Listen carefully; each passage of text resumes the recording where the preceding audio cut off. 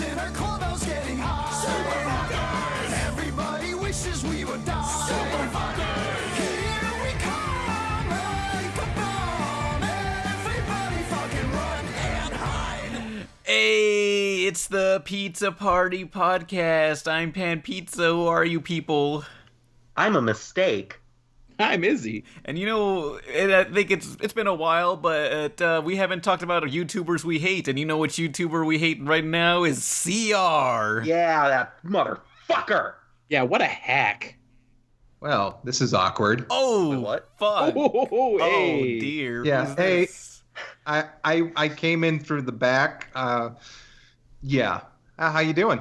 This isn't a this isn't like a taco stand or look, anything. We did okay. We said a few things bad about you, but look, you know. Hey man, you know that one crossover you did with Nostalgia Critic was pretty cool. You know. It's a podcast. Who are you? Hey, I'm CR. I produce videos for YouTube and also do my do some artwork on the side, and yeah. The series I'm known for, I guess, is Familiar Faces, where I take a retrospective view on properties or characters who might not be that well known. For somebody who hasn't seen one of your Familiar Faces videos, which one would you recommend? Recommend? Well, I say my very first one, Janine Melnitz, is actually like one of the perfect summaries of what the series is going for, because I basically go from cartoon to like the movies, even video games, even comic books and manga, because there was a manga produced of the Ghostbusters or manga. I don't know who I'm triggering with that, but I apologize. Who is this Janine, and what's so special about her? Well, what was unique about her? Well, special, yeah. I would have to say at the beginning of the series, she was a very strong female character. And for some reason, a consulting company that the studio hired to figure out why their number one cartoon wasn't being more than number one. Anyway, the consulting company basically said that, oh, well, there's, you got to do some things. First of all, more Slimer, because everybody loves Slimer. Everybody hated Slimer. I hate Slimer. Whoa. We can't just diss on Slimer like this. Yes, we can. He was about... The only good thing that came out of Slimer was Ecto Cooler. Oh, yeah. Yeah. He was adjacent to Ecto Cooler at the time. He was the mascot for it. He didn't actually make it. You don't know that. The best part about the female Ghostbuster reboot was the fact they brought back Ecto Cooler. Yeah. And I have a friend who was so scared about it going away again that he just hoarded it. Like, he bought as many as he could find, just in case. Yeah, I bought a can of Ecto Cooler, and it's still in my refrigerator, and I still haven't drinking it, and I don't know if it's still good. I don't know why they just don't make that a regular flavor. I mean, what they do with cereal. Like, do you know how many, the Smurf cereal is the same as the Spider-Man cereal, is the same as, Kellogg's just has this crappy generic cereal that they toss out for all their... I mean, just call it lime soda or whatever. Yeah, no, just release it every October. Yeah. It's a Halloween treat. It'll be a great tradition. Just like a Boo Berry and stuff. Oh, okay, yeah, that'd be good.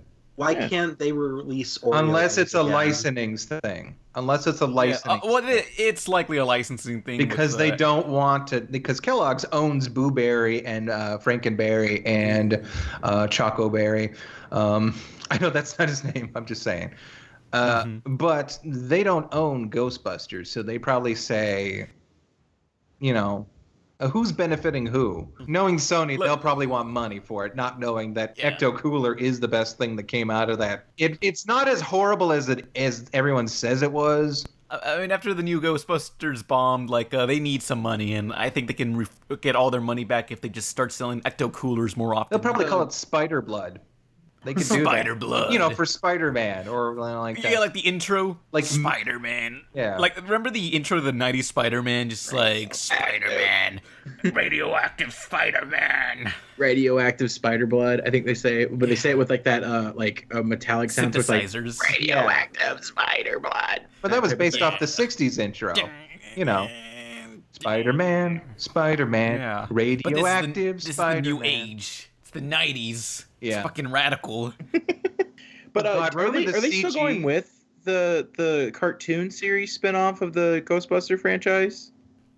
I have no idea. I don't know. Who Because knows? I know they announced when the movie before it came out that they were going to do a future Ghostbusters, which would take place like thousands or like hundreds of years after the movie. I mean, I'm thinking since animation costs a lot of money, I'm pretty sure that's still in development since they can't just back out now. It reminds me how like the Green Lantern movie failed, but they still made the cartoon series. Well, the cartoon series was kind of its own thing, and it was done Yeah. by the people that made the Deanie-verse. You know, they were The Deanie-verse. Well, yeah. I mean, actually, I shouldn't. It's the Arnett verse, really, because he's the producer on all those. Deanie kind of has come and gone, but the Arnett verse, quote unquote, because he's done shows like he's been the producer for like The Batman and Batman Brave and the Bold, and you know, all sorts of stuff. But yeah, I like that series. It's a shame that it was a victim of the cartoon reel or whatever that crap was. No, this came out after CN Real. I know my timelines. Yeah, because it was the DC Nation block or whatever it was called. Yeah. Well, it was just when they were phasing out action cartoons.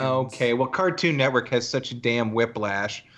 They had good shows, and then they had CN Real, and then they had good shows again for a little bit, and then they went back to like Mimi comedy and stuff like that. Yay. Yeah, well, Well, after Teen Titans Go succeeded, well, I mean, like, okay, from 2010 to, like, 2013, they were just experimental doing whatever stuff, like Adventure Time and crazy stuff like Problem Solvers. But once they found that Teen Titans Go was successful, they stuck with trying to replicate that success. Ooh. Oh, shit, what happened? Yeah. Oh, nothing. I just dropped something. Oh, God. I feel like Yeah. the only way for you to have like a by the way, for the people drinking at home, Steven Universe, I feel like the only way to like get a story-based show in is you have to do the Steven Universe route, where you like do episodes that are just slice of life comedy stuff, and then midway through the first season just shift gears and start going plot oriented. Yeah, just like, surprise, there was a plot the whole time. Yeah, I dropped off Steven Universe a little bit. Yeah. It's Yeah. inconsistent, so I don't really, like, watch it as consistently as it should be. Remember when they fought giant monsters? Not really. That was cool. Like, once. No, they did it like a bunch of times. They did it a lot in the first. Surprisingly, as the series goes on, it's kind of like a spike where it's like it started off kind of meh, and then it got really good, and then as it kind of gets a little bit worse, as the series goes on, it's like, oh wow, I really do miss those first season episodes where they actually did stuff. No, they didn't do shit in the first few seasons. Okay. They I- defended Beach City. Yeah. Yeah, okay. well, So it was. I just rewatched all 50 episodes of the first Holy season. shit. Oh well, I just got a girlfriend, so like Of she the hadn't seen first before. season? Yeah. Whoa, wait, someone on the podcast has a girlfriend? What the fuck? I date Jim a is lot, married, you dude. fucking idiot.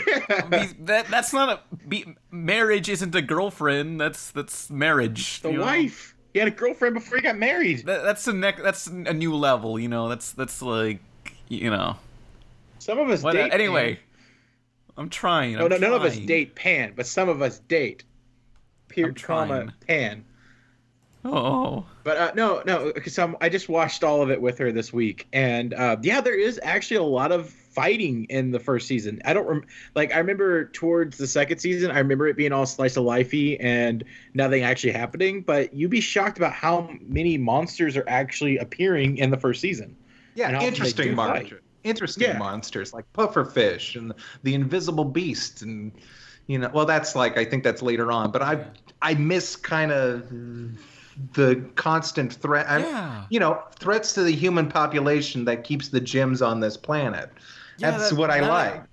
Now that you mention it, yeah, I'm trying to realize there hasn't been a monster in a while. And now it's just, hey, Ruby, do something cute. Oh no, I'm bitter about this. I mean, I'm Peridot. I'm Invader Zim if I weren't an asshole. oh, So this is something I did want to bring up as part of the news, is that the most recent episode had a plot twist with one of the characters. One character appears as something, and then at the end you find out it's a psychotic little bitch. However, apparently a review copy of the episode did not leak, but a review did. So it wasn't Cartoon Brew, who's too busy making political cartoons that insult the modern media, but instead it was some lesser-known site posted an entire review with the plot twist and the entire synopsis a day before the episode aired. They just can't win. Yeah, so like they like went and they took it down after like 5 hours, but it was enough for everyone who was on Reddit to know what the plot twist was. oh. But I found that really funny. Thought it was worth mentioning. What was the episode titled? Room for Ruby. Oh, okay. So Ruby Smoke a Doobie. Yeah. Yeah. So yeah, but yeah, you do mention like there hasn't been a monster in a while. Like you think they would just team up and just fucking annihilate like one single monster and just like just have like just push the monster to the ground, start all of them kicking them in all at once. well, you know what else is kind of disappointing is that when Jasper went around and capturing all the different monsters, it's like they were all the same. They were all the same kind of beast Jasper creature. I was like, wait, I thought that when they mutated, that they would mutate into different monsters. It looks like if they're the same type of gem. So what's really exciting though is that out of all those different monster gems we saw, those are different, distinct humanoid gems. Yeah. So there's potential of seeing a lot of really cool designs there eventually. But I'm with you. I get it. You could. You know what? There needs to be, and What? I just thought of this up at the top of my head. There needs to be a black diamond. Like a scrub that used to, like coal. That's Well- it. Carbon is the most plentiful material in the universe, right?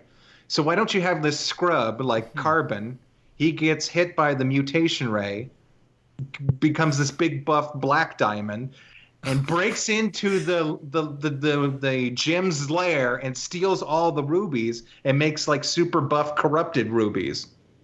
And that way it has nothing to do with ruby quartz or anything like that.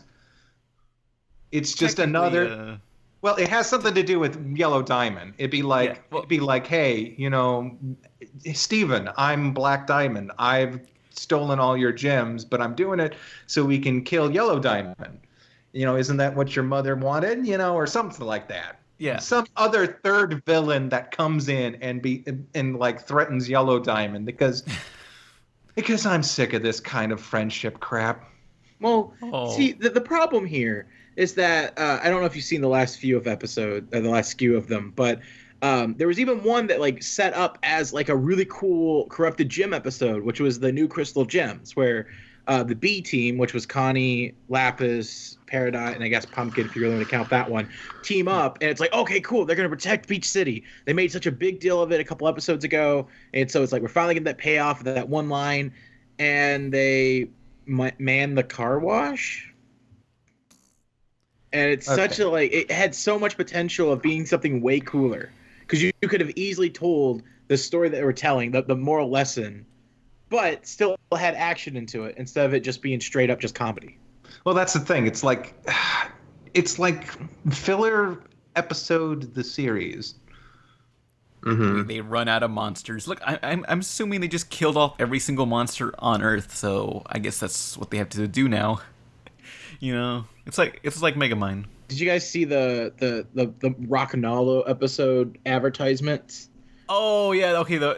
In the promos on Facebook, the social media would just say a new gem is coming. It's a Blood Diamond, and then when you see the episode, it turns out Blood Diamond is Reynaldo's gemsona. He wants to be a gem.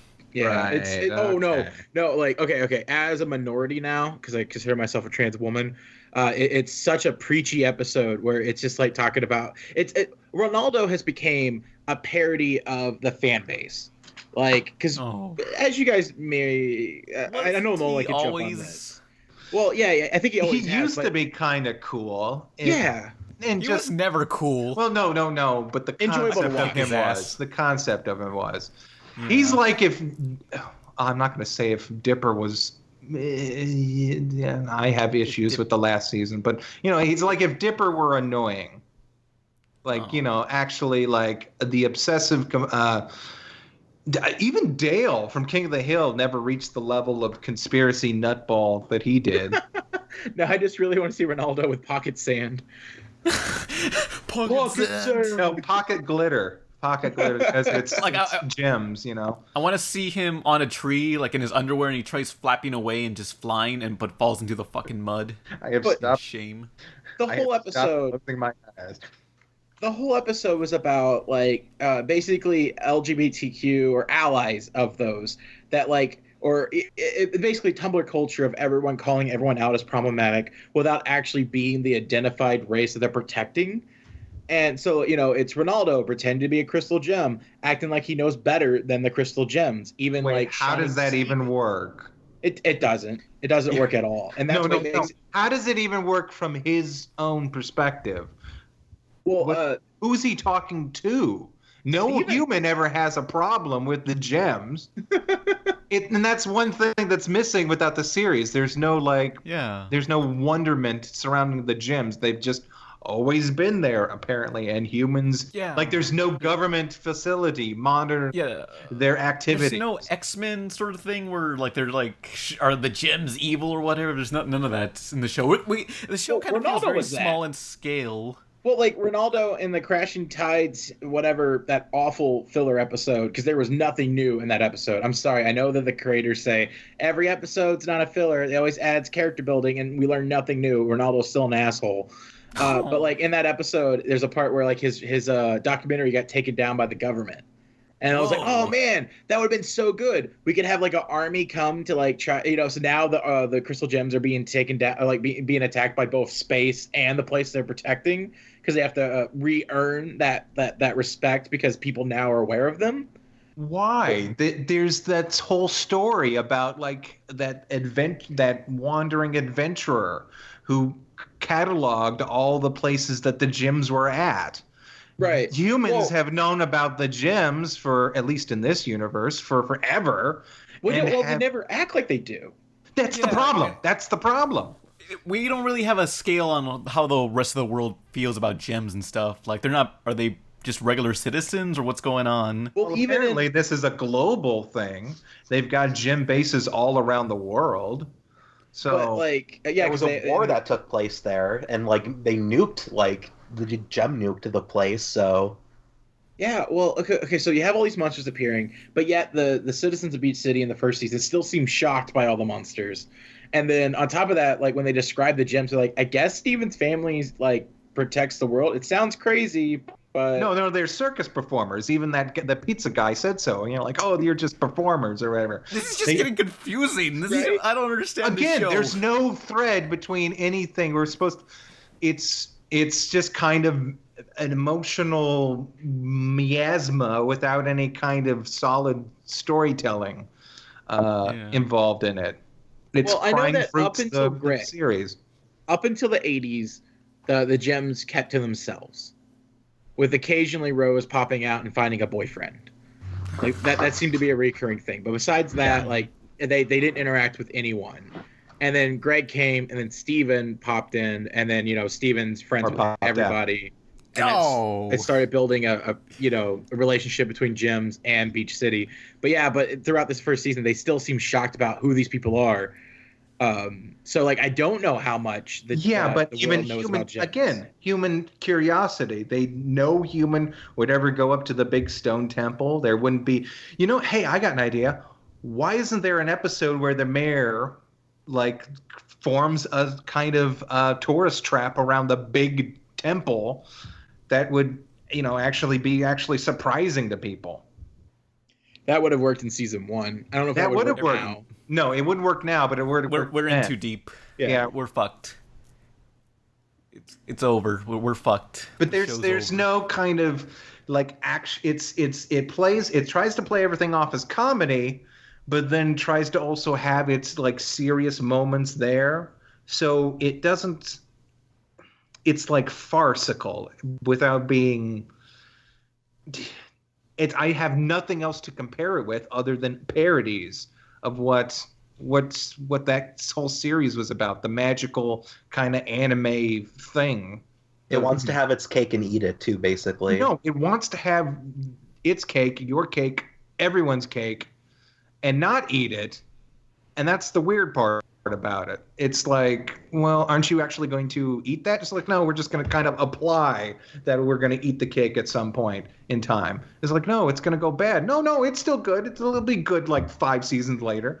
It's like, no, it's going to rot. Do something with it. No, it'll be fine. We'll just sit it right there. I still love the show personally, but like I do find myself not as excited as I once was.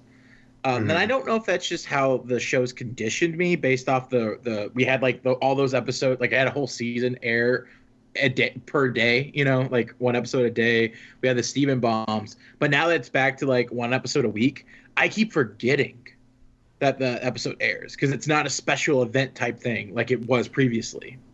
Yeah, and also Cartoon Network just dumps them out on Friday. But here's the thing: they never promote them on TV. Like, I see them promote Teen Titans Go, but like I'm watching Teen Titans Go, and they say, "And coming up next, a new Clarence and Steven universe." Like, I didn't know about this. When did this happen?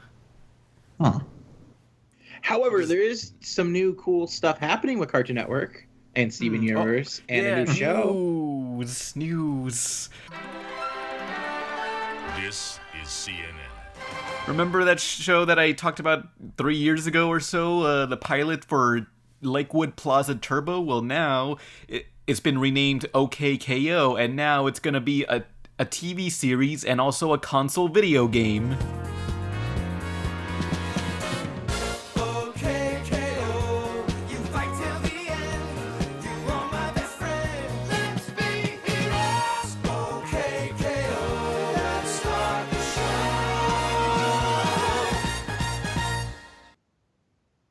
Wait, a video game? Yeah. Yeah, console video game. I think it's going to be a beat 'em up, possibly. They said console. Same with Steven Universe is also getting a console game, but I don't know. From the still image, the promotional image, it kind of looks like the app game. So I guess it's going to be like a... No. So it's a sequel to the app game, because the app game was Attack the Light. This is Save the Light. It's an original story by Rebecca Sugar again, and it's a console game. It's 3D. It plays a lot more like a Paper Mario game than the app did, where you can actually explore, and the entire beach city and the temple is designed in 3D, but it looks really flat based on the shaders. But you can go around in like an isometric style view left and right. And so far, the new additional confirmed characters is Steven's now a fighter, not just a defense. Connie has her sword, and Greg can play with the guitar. Huh. And he's just there to play the guitar. He's not going to fight. I think he fights with the guitar, but it looks super good. So far, it's announced for the consoles, but it doesn't specify which console, and all the screenshots have been PS4. So here's hoping for an excuse to buy the Switch. Yeah, it does look Paper Mario-ish. I also wanted to do podcast news. On the 8th, Jim's kid was born. Woo! Oh, Yeah. wonderful. Yeah, I'm trying to pull up her name because he posted it on his Tumblr. One second. Sophie, wasn't it? Sophie? Yeah, he posted the full name though, and it's like a really long, like intricate, like text scroll of Star Wars What? caliber. Hey, 50 names. If you 50 names. We're teasing Jim. We love you. Her name is Sophie Nicolette Kasser Gisriel. Yes. Yay. Born on March 8th. So everybody wish Jim the best of luck in being a pappy. Aw, that's the reason why he's not here for a little bit. Is he's gonna He be has a a life. father. Yeah. If you expect Jim to be on the podcast while he's raising a kid, KYS. Yeah. Anyway, back onto the main news. I just wanted to say that because that's really important. Yeah, that's a good segue. But yeah, OK.K.O. Let's Be Heroes is not only a new show, which they released the intro, which was storyboarded by a Studio Trigger animator. Imaishi. Yeah. And the fucking like director of fucking Kill la Kill and Gurren Lagann, he storyboarded the intro. That's so cool. I'm so jealous. Fuck Yeah. And So and there is a console video game, which I find very CR seems shocked by it, but I don't think it's super shocking because with OKKO and Mighty Magiswords, you could definitely tell those are two series that Cartoon Network has been very experimental with how they release them, because they both started out as minisodes on their app first. Yeah, but And- that's what I was going to say. Mighty Magisword started out as the minisodes and all that stuff. That's very small and on a scale. A video game, Well- unless it's going to be redressed from like one of the earlier ones, but like a video game is something that takes a while to produce, and it can be poison to the brand if it's a bad one. Right. Well, the company they're working with is actually a really good one when it comes to licensed games. And, Is it Way Forward or No, it's thank God. Well, I know they made an Adventure Time game. They made 3. Okay, so yeah, I figured they might have a license with that, but So I can't remember who's the company, but I know that Ian, in the like little interview thing, he was like really excited about working with this particular company because it's one of and his that would favorites. be Ian. I forget his full name. Jones Quartzy. Jones Quartzy. Yeah, he did. What did he do? He was he the did a voice of com- Wallace in Bravest Warriors. Yeah, but I know him from earlier than that. I used to watch. I used to Not read Force. his webcomic. Yeah, RPG World. RP. That's it. I was going to say Hero Quest for some reason. No. But well, the thing about OKKO that works so well with the video game thing is, one, it first had an app game before the series was even out, so that's kind of weird. And then the show is so based in video game culture that like it seems perfect for it. But yeah, the game and the series starts. They're going to be released at the same time. It sounds like. Okay, that sounds good. I imagine more like a River City Ransom kind of beat 'em up when I think so. of that. So do they have any like specs for that or like any? I have some screenshots. It does look. I was gonna say, I assume it was gonna look like Streets of Rage. Yeah. Let's see. They made this company Capybara Games. They made I don't know, Super Time Force. Oh, I love Super Time Force. Oh, is that? Yeah, I think I've remembered that. That's a game where you get to repeat. You compound all your damage by dying or rewinding time, and then having two of you attack the same opponent, and you can compound all of your damage by screwing with time. I think I like that game. Yeah, But, so they're the ones gonna make the two new. I think just OKKO. I don't know. Yeah, about. just OKKO. The people that are doing the Steven Universe game is same ones that did the app. Yeah. Oh, this art style looks great for the game. Yeah, I'm curious if this is what the show's going to look like, because we don't know what the show is going to look like. Because so far, every time they release a short, it's a different art style. Yeah, that's what I was going to say. It's been produced by a bunch of different like directors, and they're all different. And I remember the short. The short was basically like a more doodly kind of regular show style. I'm thinking it's gonna be like the intro, but not as well animated, but still something like the intro is what I'm expecting. But that looks good. That art style looks great. And something that they could probably pull off with a. This is gonna be a console game, like for download PS4? or for. I'm pretty sure download. Yeah, maybe like a $10 brand or. Yeah, I think so. I don't think they. It doesn't look like they could do like a full, like even $30 game on that. I want like a full-on, just like a real ambitious console game of Cartoon Network again. Just like we haven't had another, higher platinum. Yeah. No. Oh no! Do not hire Platinum. No. They did the horror game and they ruined it. What was that one I went by the other day, and it was basically it was a Cartoon Network game, and I looked at it and I laughed at myself because I basically said out loud, "Canceled canceled series, the video game." And it had Adventure Time, Fit and Shake on it. Battle Crashers. Yeah, that's it. It's like canceled series, the video game.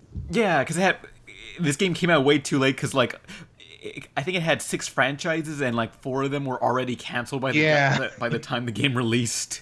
It's like, why not put on freaking whatever happened to Robot Jones should be unlockable. Oh, come on. That's just sad.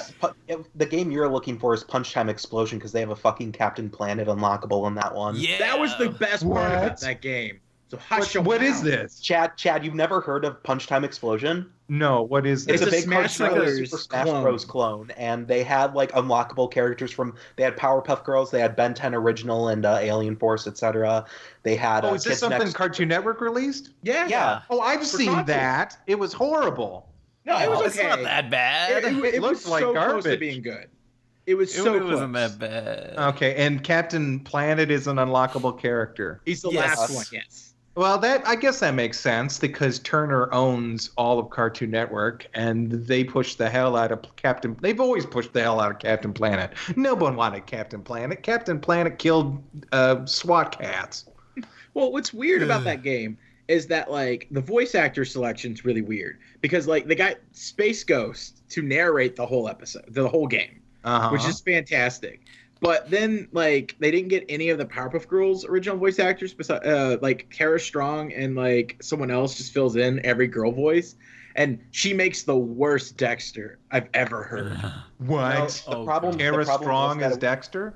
Yeah. The problem. Okay, I think, can't even was imagine that. Dexter, boy genius. It was just probably a budget thing because, like, Yeah. oh, we can only hire so many voice actors, so we got to pick the ones that'll film the roles the best, and they didn't do a good job picking them. No, because like Johnny Bravo sounds like ass. Dexter sounds horrible. And then also the weirdest thing is that like the Powerpuff Girls are all basically clones of each other, except for they have like one attack different. But Ben 10 is which could have easily have been cloned because they have adult, teenage Ben 10 and little Ben 10. Those two have completely different aliens and move sets. But those could have easily been clones, but the Powerpuff Girls are. Like. Well, they are kind of the same character. However, the one thing that game did do better than Smash Brothers before the most recent one was they had a lot of alternate costumes, which doubled as other characters. So you got the Rowdy Rough Boys in there. I was going to say you can balance the Powerpuff Girls a little different. You can have Buttercup do more damage, and Bubbles be faster than the other ones, and Blossom just be average. Yeah, just the average between the two. Balance. Yeah, but I wish Cartoon Network would have another 3D console game. You know what I would like to see is something like The Simpsons Hit and Run, but in the Cartoon Network city. Oh yeah, the city from the old commercials, the bumpers. Yeah. From the early 2000s. What was that? Something Falls, Cartoon Falls, or they had Fusion Fall. Fusion Fall. They had an online series with online an series, MMO. but an MMO with the artwork for that was pretty decent. Oh, it was all anime. Some characters look very bad, the Ed. They look horrible in this anime style for Fusion Fall. Did you guys know that they wanted to ask Bleed Man to do the art for it? Really? Yeah. Yeah, I find that really weird. I don't think people say Bleed Man's a bad artist, and I very much disagree. I think he's very good. It's just his art is very stylized, and the content he draws is kind of polarizing. Yeah, I was going to say the content has become a little bit polarizing, and I've stumbled upon him in college, and Whoa. he definitely improved. Oh wait, I thought you meant you actually met him in college. No, I stumbled upon his work in college. And it was an interesting story, Powerpuff Girls. Mandy caused 9/11. Yeah, that's what. Thank you for gun jumping, Pan. Okay, no. The Powerpuff Girls Doujinshi started off pretty simple and fun enough. Look at these Cartoon Network characters and look at them interact with each Samurai other. Jack is a gym teacher, and It was funny and it was fluff, and it also had action elements, and it was this is exactly what people would want out of Cartoon Network fan fiction. And then I think he just started getting a little too ambitious. I think he's admitted that he has trouble writing stories because he just doesn't know how to really write one. Don't quote me on that, though. That's just conjecture. But once he started writing Grim Tales, he eventually outsourced it to somebody else because it just got out of control and ridiculous. Yeah. I remember a year or two ago, in Grim Tales, he wrote a scene where the characters dance to the Harlem Shake. That was years ago. That was way, way long ago. Look, that still happened. Well, at least it wasn't. At least this wasn't last week. It was like, oh, Harlem Shake. What the hell? Imagine. Oh God. You know what I want to do is just make a video that's just leave that to the new Powerpuff Girls cartoon. Oh. That's their special next week. I want to find like a controversy from like 2006 or so that no one's thought about in years and just bring it up and just say my thoughts on blank, like Isn't that what we just did? my thoughts on the Anna Nicole Smith trial. My thoughts on the O.J. Simpson trial. Again, these are all current things. They produced a show about Anna Nicole Smith, and they just had this series about OJ. My thoughts on damn. Columbine. Oh. Again, that just... This is how Bernie Sanders could win. Watch this. Check it out. Thanks for ruining our fun CR. Jeez. It's what I do. So, have you guys been following Ninja Turtles at all? Oh, No.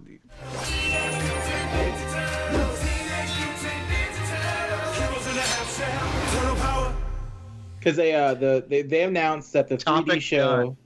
Sorry, I'm really excited about talking about Ninja Turtles because I just caught up with it. Like we've been so dry for like topics that we've been talking about YouTube so much that like what this weekend alone has been super good as far as like announcements for new cartoons. So I was like, all right, let's talk about Ninja Turtles on here, and I might be the only like Ninja Turtle fan. No, well, in here. actually, I saw the space saga, which was really interesting. I caught all of that because they always stack up. Like you can catch all of episodes from a season on one Sunday if you catch it right. Right. I like that season a little bit, but like the weird part about that season is the fact that they just blew up the Earth, and they're like, we have only 3 months. They go back in time because a time traveling doctor robot comes in, the Fugitoid voiced by the 10th Doctor, David Tennant. David Tennant. I don't know why I was blanking on that. And there's like, oh man, we have to train and get stronger and be able to fight this thing, stop it. And then it becomes like this intergalactic road trip season where they immediately like stop for like snack food. Like it's a weird tone shift. Well, they have to find the pieces of the something, the MacGuffin or whatever. Right. I know they were looking for a MacGuffin, and they went to like this deep sea planet and all that stuff. I thought it was really interesting. It's cool. It's just this weird, like, hey, you just watched all your friends and family die, and you have to save them again. You get another chance to save them, and then they're just kind of goofing off. I just wish there was a little bit more. And this probably would have sucked tone-wise. Well, there was that one part where Leonardo kind of goes insane. He keeps going to the holodeck.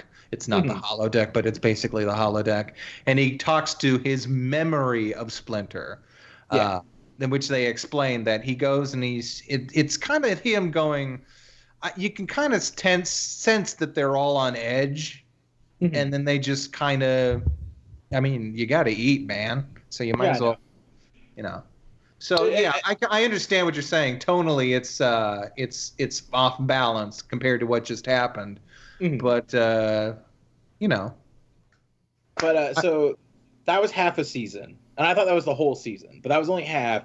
The other half is like the City at War saga, and I just caught up to it. It doesn't sound like you're all the way up to it, so I don't want to spoil what I want to talk about. Yeah, I'm not. I've gotten to I was watching when they were really pushing getting back to the city, advertising that. I think I watched the rest. I didn't watch them get back to Earth. I think the last episode I saw was when they got the last piece of the MacGuffin and they were getting ready to do something. Okay. I do want to mention one thing that I find hilarious about it. It is slightly spoilery, but they have to get back to status quo anyways, right? Yeah. Yeah, so after they take care of the whole Earth plot, now there's 2 sets of turtles because of time travel. Mm-hmm. And so to quickly just like tie it all up, they go, hey, you guys, you should go into space with the robot guy. And they're like, okay. And they just run and fly off. And that's how they just write off the turtles. What? Yeah. Well, I was going to say, don't they eventually travel back? Yeah, I think that's how, but it just seems like, hey, you guys go over this. And they're just like, okay, like no questions asked. No. And I guess if there's another you from an alternate timeline, you probably just like kind of just accept it. But it's just this really funny, like, yeah, you guys go do that. Okay. And they literally just run off the ship like they're time travel is weird, depending on how it's depicted and what. Here's how I would have written them off. What one of the turtles should have done was got all the clone turtles or the second turtles and put them in the back of a truck, and they say, "Hey guys, we're going for a ride. Just hang on." And the main driver, who's the part of the first team, is near a cliff, and he just sneakily gets off the truck and like releases the parking brake and just watches the thing float down the hill into a cliff. Watch the thing explode, kill him off, blow him up right there. That'd be the black and white turtles. But they have announced that the 5th season is going to be the last season of Ninja Turtles for this variation. They brought in a new villain who's basically the devil, voiced by Mark Hamill. Good. And Usagi Jimbo is going to be in 3 episodes. Usagi Jimbo. Oh, the rabbit? The rabbit. Yeah. The Yo Jimbo. Sorry, I always mispronounce that. But yeah, Usagi the rabbit is going to be in it, which means that continues the trend of that guest character who is not actually part of the Ninja Turtles, but always appears in the show. He's been in the 80s, he's been in the 2003, and now he's been in this one.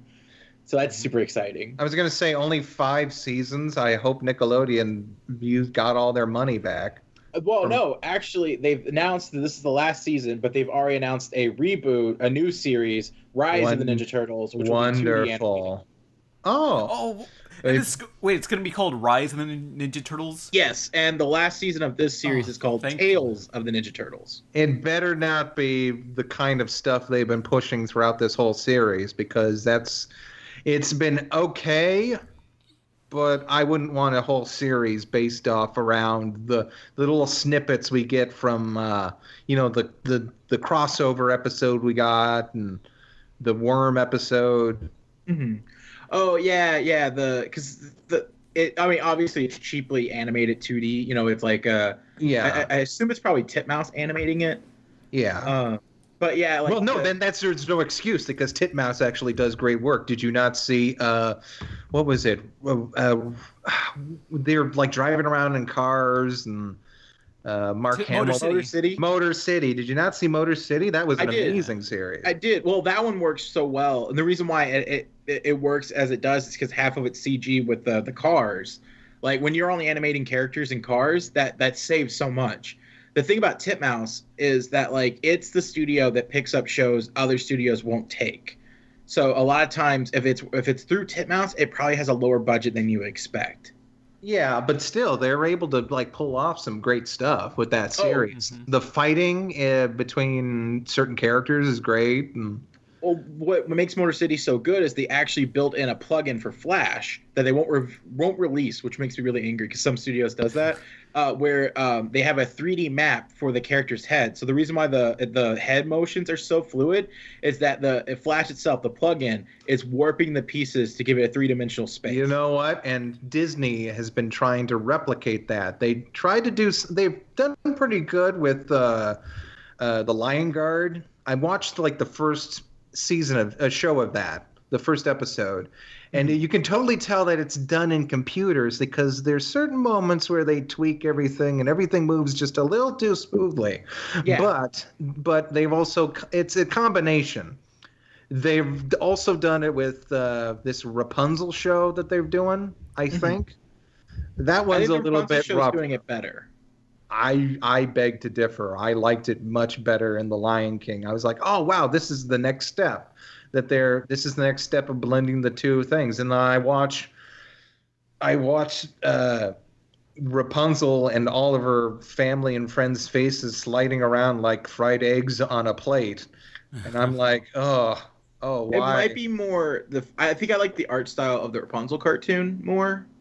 Because I think it's lineless, and I feel like it's easier to get away with some of those techniques versus the Lion King one. I think it has lines, and it takes me out of it when I could tell what it's flash animated or not flash. I hate using the word flash animated, but that's just how people understand puppeteer animation. Well, tweening, I think, is the proper term when you use a computer and certain shapes to manipulate them instead of creating new drawings for each frame. Mhm. And you can tween with CGI. You can tween with. In fact, CGI is tweening. It's just like a puppet with, it's stop motion, except you can put a hand from one position to another position, and the computer will fill all the ones in between. So I think the proper term is tweening, and not just kind of like. The question I feel I need to ask right now is though, what do they use to make Flash cartoons? Flash or Toon Boom, depending on how like. Do you honestly think I was being serious? I'm gonna kill you. Kinda. Sorry, I've only known you for a week, but We kind of like Nolan. We kind of have like a low bar for you. So What the fuck? Nothing. Fuck you. To be fair, there's a lot of shows on the TV that like I thought that people will call flash animation. That's Toon Boom. well, like Izzy just said, these studios, they create a program and they hoard them. They don't share with anybody. Yeah. Titmouse probably had this one program. Disney was like, "Oh, that's pretty cool. You want to like share with us?" It's like, hell no. Make your own slidey face technology. Yeah. It's like, "Oh yeah, we will." You'll We're see. motherfucking Disney. Have you seen Paperman? Like, Fuck. Yeah. I saw Paperman. You know what? I like Paperman way more than I like Inner Workings. to be fair, Inner Workings seems way too busy. Oh, is that the one that just came out with the new movie? Yeah. Moana. Yeah. Yeah, I haven't actually seen any new movies that have appeared in theaters, but I have seen clips of that where it's the inside the guy's mind and stuff. Uh-huh. Yeah. And everyone wants to fuck the lady with the gigantic hips. Oh, speaking of hips, so that's something funny is that like whenever people look at big hip characters and they always go, it looks like Butch Hartman designed this. I always think about your video, CR, and how you explained that like Butch Hartman's characters usually have no hips. If you look at the ones designed, yeah, by him. and it's all like Gendy Tartakovsky that kind of did it because it was Mom that originally started that trend. Dexter's mom, Yeah. I think. No, actually, well, anyway, there's this whole thing where, hey, sometime in the early 90s, you couldn't show women with big boobs on little kids' shows, even though they would never identify with that for some reason. But a way for the designers and animators to get around that was to just give them bigger hips. Yeah, because I remember I was talking with Zach, who works on Teen Titans Go. He was saying like, yeah, we can't have Raven have breasts or do anything with her breasts, but we can have her do stuff with her legs. Which, that whole episode, you can have a whole episode. Several episodes of that, of just Raven's legs. Look at them legs. Look at them legs. They're amazing. Look at them legs. Look at them legs. They're amazing. Walk strong. Kick hard. Let me see you lunge. They're amazing. The only thing that came good out of that, I laugh sometimes at that Teen Titans Go. But the one thing is that there is a gif of Cyborg literally like pounding a bowl of meat. And you can put that anywhere. You can put that up against anything. Oh yeah, but And that's he's edited. angry while he's doing it. He's not like. No, that's from a different. Okay, look. Sorry to break it to you, but that's actually from a different scene. There Hey, is. guess what? I don't care. You can put it in anything. What did I Damn. just say? Yeah. Fine. Nobody gives a fuck. Yeah. Teen Titans Go will never end. I just love how spiteful Teen Titans Go's humor gets sometimes with like teasing the fans or the haters. Like that whole episode dedicated to the Freak Show. They basically showing the Titans, hey, look, here's the old show. This is so much better. What are we doing? I love how it realizes, because obviously Teen Titans Go works because it's so popular. It might be the fact that it might be the only thing Cartoon Network advertises, and it just By hits kids, that yeah. spot for little kids. But like, they're doing something right. Well, I think it's pretty much just like SpongeBob, where if it's the only thing you air all the time and it's the only thing that little kids see, then they're going to be like, oh well, this is it. This is No, I mean there is a reason why they would air it so much throughout the day. I mean you just don't pick any random show and just play it over and over. Like it did well with ratings, so that's why they're gonna play it a billion times.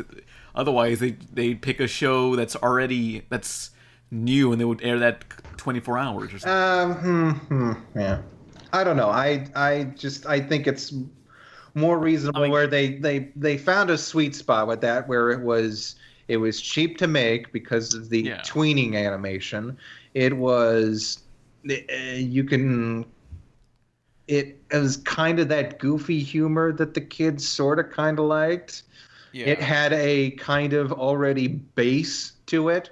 So it was the sweet spot that they didn't really have to work all that hard to kind of, like push the envelope or anything like that. And like you said, I guess the one thing about it is that it knows what it is and it will tease the hell out of the fans. But that's the thing. It teases the hell out of the fans that would still be watching, but I don't watch it anymore, and I love the original series. To be fair, I only watch the episodes that tease the fans because they usually pop up where someone's like, I can't believe they did this. Yeah, but then that's the modern culture where things spread like wildfire. It's like it's the outrage culture. Can you believe that they did this? And then ends up on Reddit. Like you said, I don't go to Reddit. I was not spoiled by anything that Steven Universe was, even if I was excited about Steven Universe. So it's the kind of, one person tells two people and they tell two people and they tell two people. The reason why I think Teen Titans keeps getting viewership from the older fans is because, like you said, Izzy, they do that thing where they kind of tease the older fans.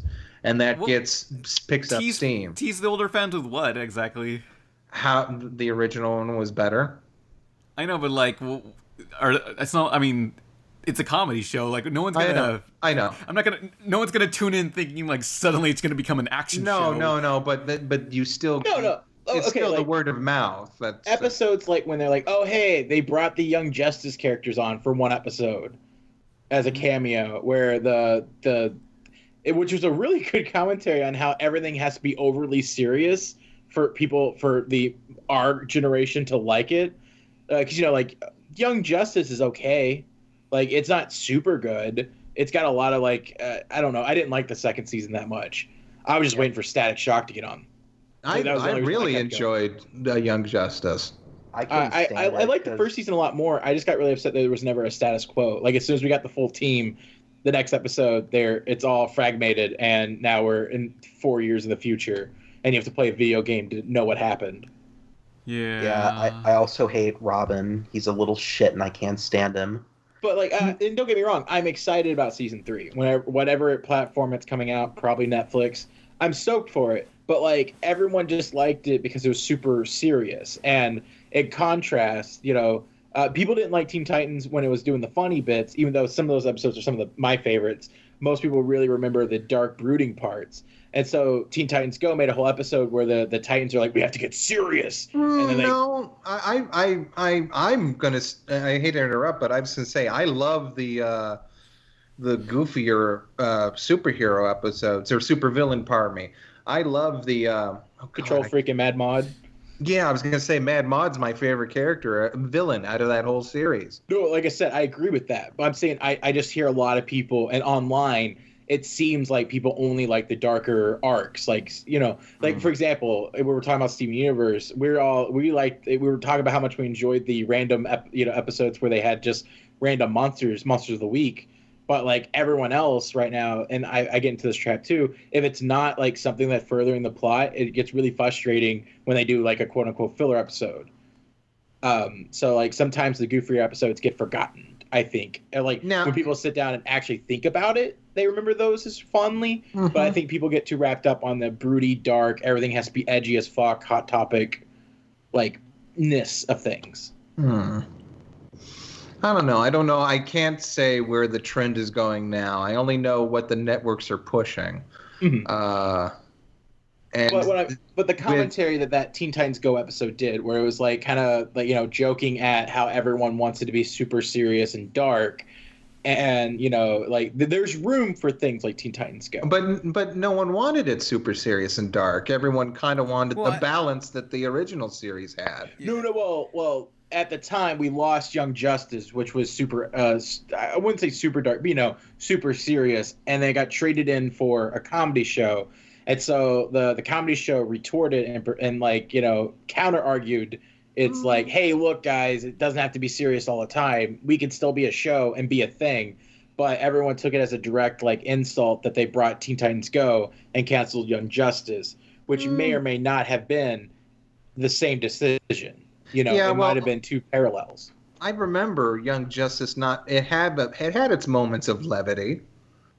It wasn't like they had the conspiracy and they had the moments of levity where you had the Flash family and which that led into other things, but that's the problem is though with that is that all of the levity in Young Justice was completely insufferable.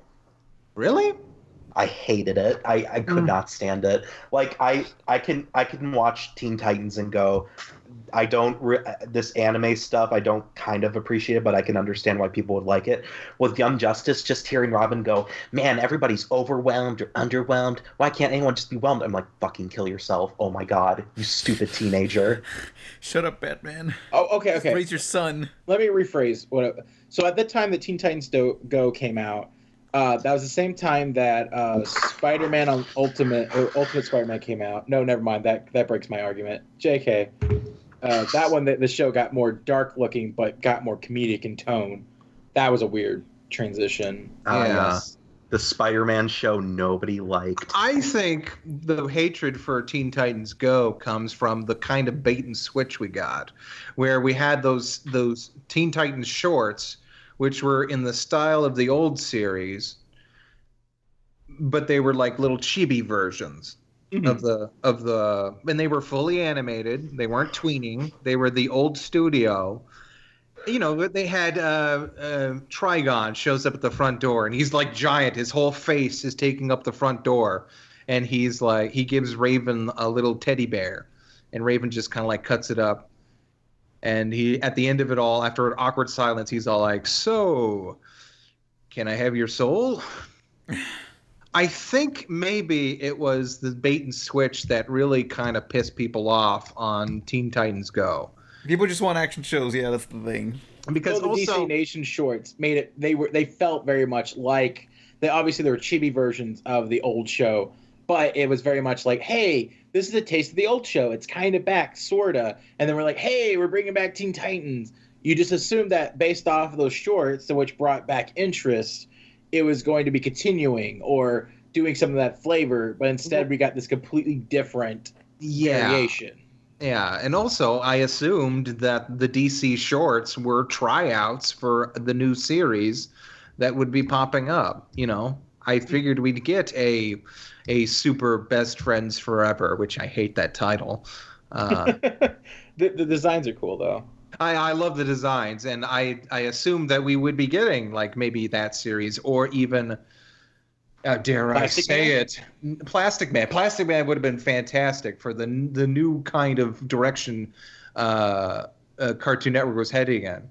I mean, it's a long shot, but I would love to see an Adult Swim of the I'm blanking on the Illusion Man, the Illusionary. He can see other people's phobias and some DC character, some obscure one. I'm sure. I know. We'll link it below if we figure it out. Yeah, here, let me. Illusionist. No, not Illusionist. The. Did anyone? Strange, yeah. Yeah, kind of. He's like the Doctor Strange of the DC universe, other than Dr. Fate. But anyway, there's an animated short about that, and it was super stylized and really great. And I was like, oh man, this is amazing. This is never going to be picked up. Well, that was the thing, was the DC Nation had all those shorts, and they were just, all of them were, like, there were so many good ones.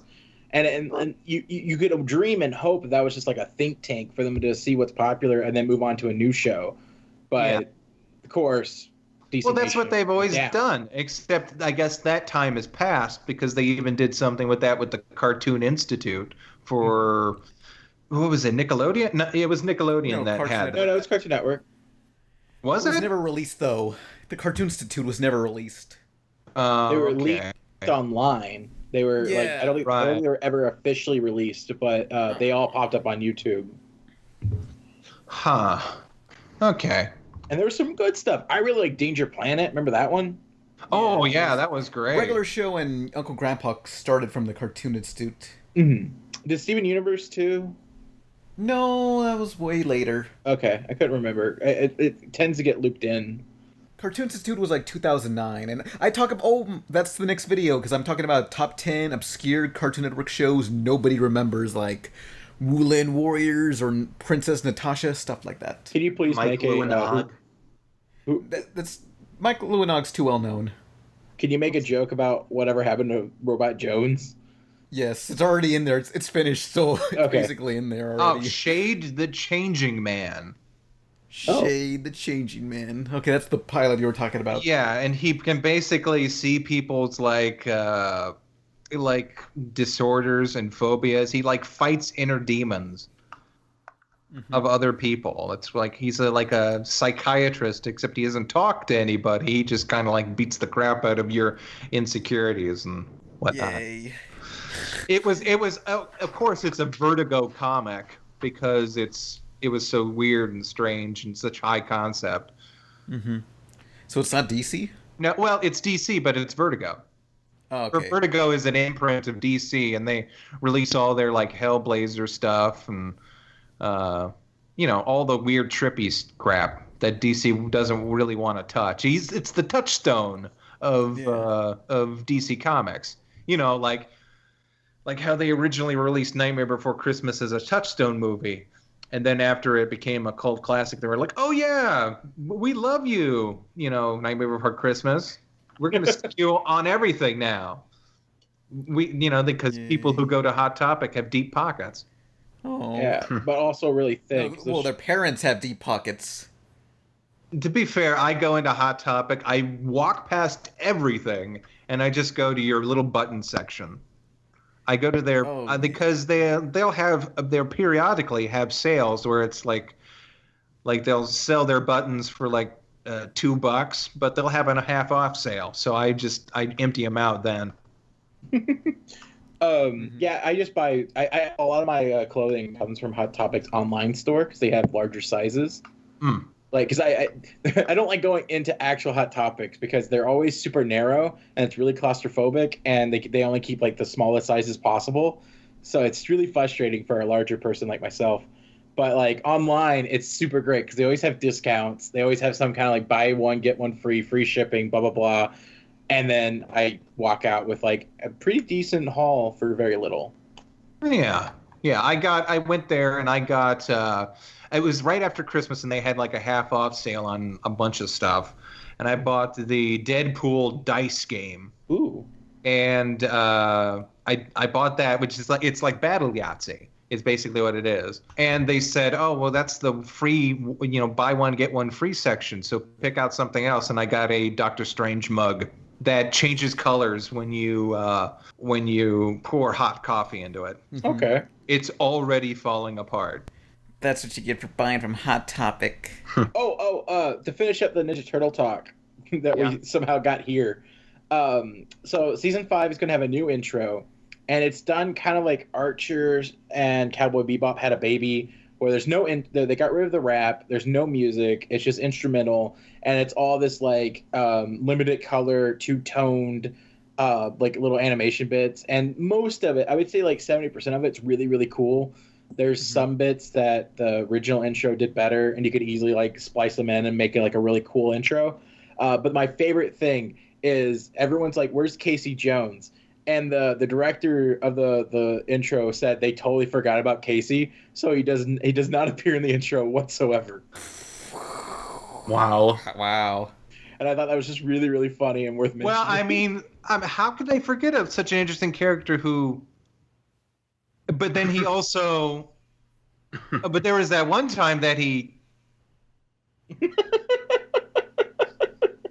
Guys, do you remember how he had a hockey mask on and he hit people with a hockey stick? Yeah, that was great, He's man. voiced by Josh from Drake and Josh.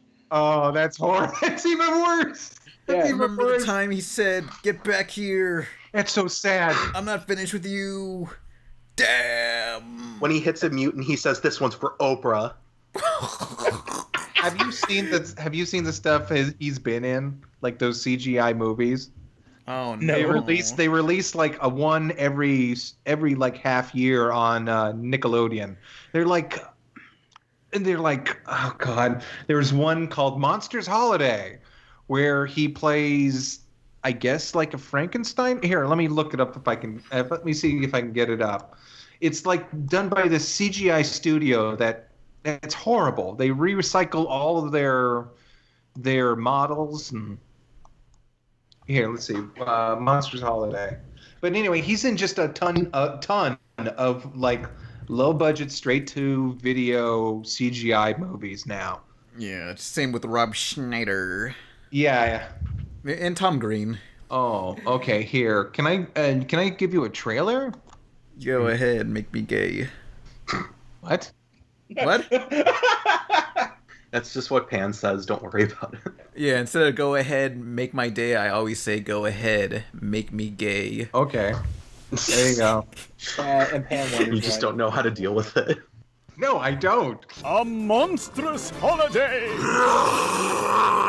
That is one messed up monster.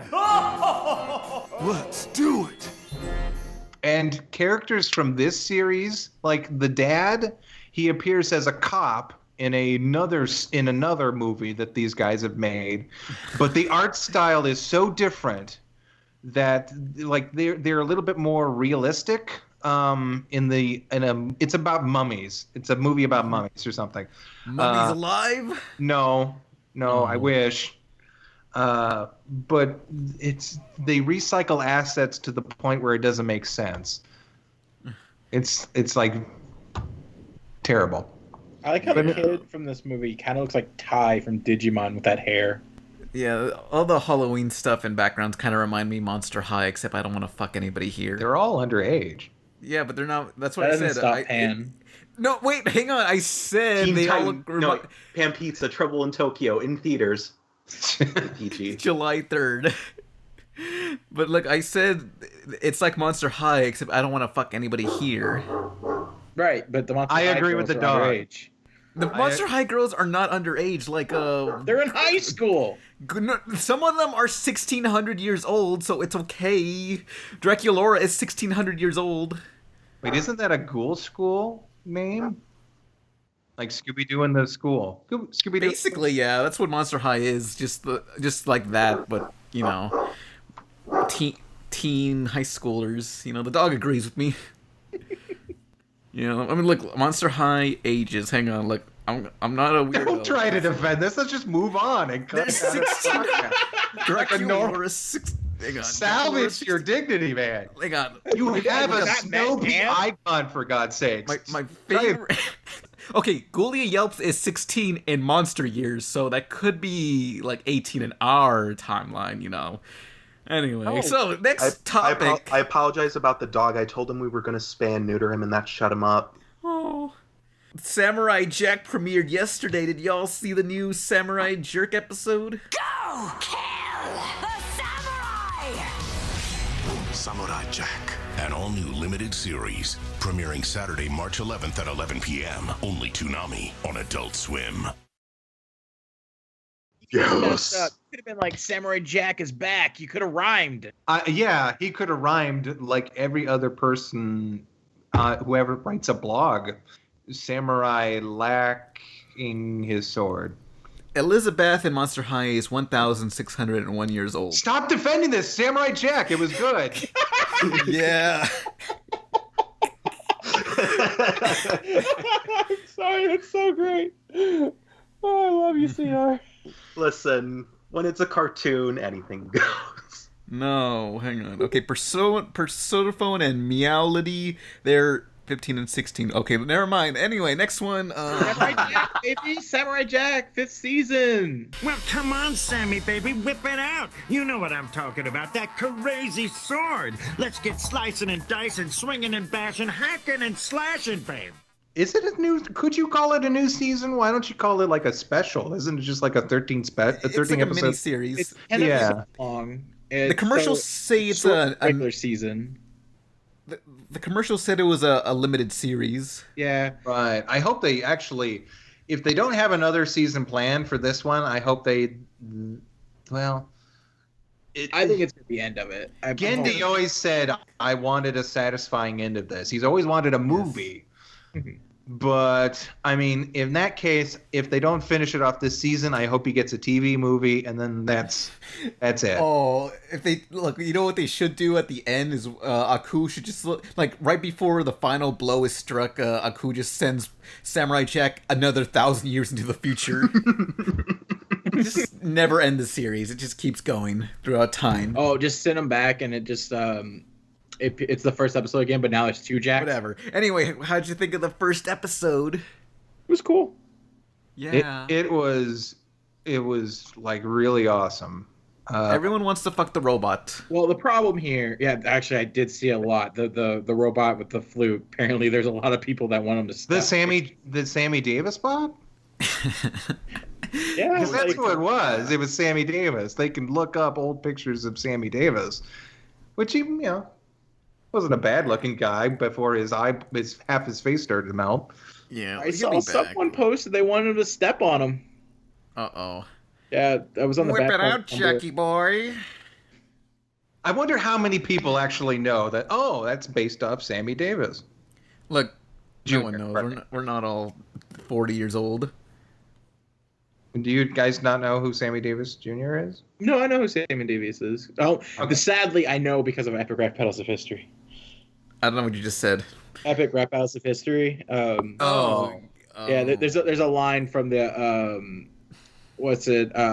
Shit, I'm blanking on both famous people. I know it's Queen, the lead singer, versus Frank Sinatra. Yeah, Frank Sinatra. And there's a line where it goes like, "I love the colors and the queers. Just ask Sammy Davis." Like that's how I know. Yeah, but he was on like the Cosby Show and stuff like that. And Skeleton Calavera is aged 50. That's how I knew about him. And then from that point, whenever someone referenced him, it was like, oh, okay, it's that guy. And then YouTube came along. You could just type in all these old people you've always wanted to look up and see. Frankie Stein, 115 days old. Anyway, I thought it was really interesting the way they've set up that he lost his sword, but Aku didn't know he lost his sword, apparently. I don't know, Samurai Jack basically said, whoops, dropped my sword, and it fell down a hole, and now... And never went to find it for some reason. Well, it's a fucking hole, that goes on... He's gone into space, man. You don't how... Look, that hole could, lead to, the Lazarus pit or something. No one knows what's down there. He could get some rope or call one of his... He has many, many influential friends. It could be an infinite hole for all we know. First of all, he could jump good. Oh, I hate that episode. I love that episode. That episode ended on a stupid cliffhanger that was never resolved. He slashed his face, and then Aku ran away. The end. Yeah, but we didn't see it in the next episode. I thought he was going to win. He could have easily thrown him into another portal, and he's 5 miles away. Done. There's so many ways for you to fill it in. It's not a cliffhanger. No, it is a cliffhanger. It's not a cliffhanger. He was about to slice his fucking face off right there, and we never saw it in the next episode, and I was always mad about that.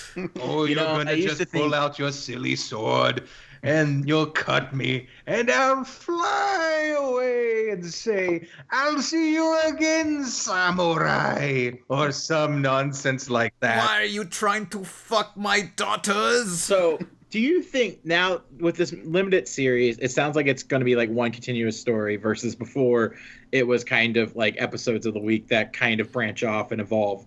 So since now it's one big story for this final series, do you think he's going to slowly get naked instead of getting naked every episode? Wait, what? Well, the thing about Samurai Jack I remember the most is every episode he always ended up in his diaper.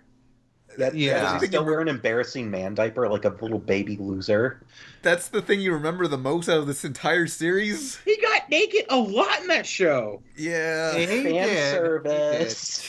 But again, I think it's more interesting that now he's wearing he's compensating for the fact that he doesn't have his sword. He's wearing a full body armor. He's wearing the mask when we first see him.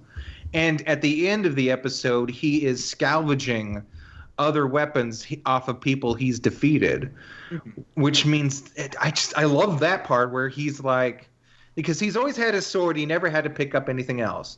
But at the end of this episode, but at the end of this episode, he's like taking everything because I just think that was just such a unique shift for his character.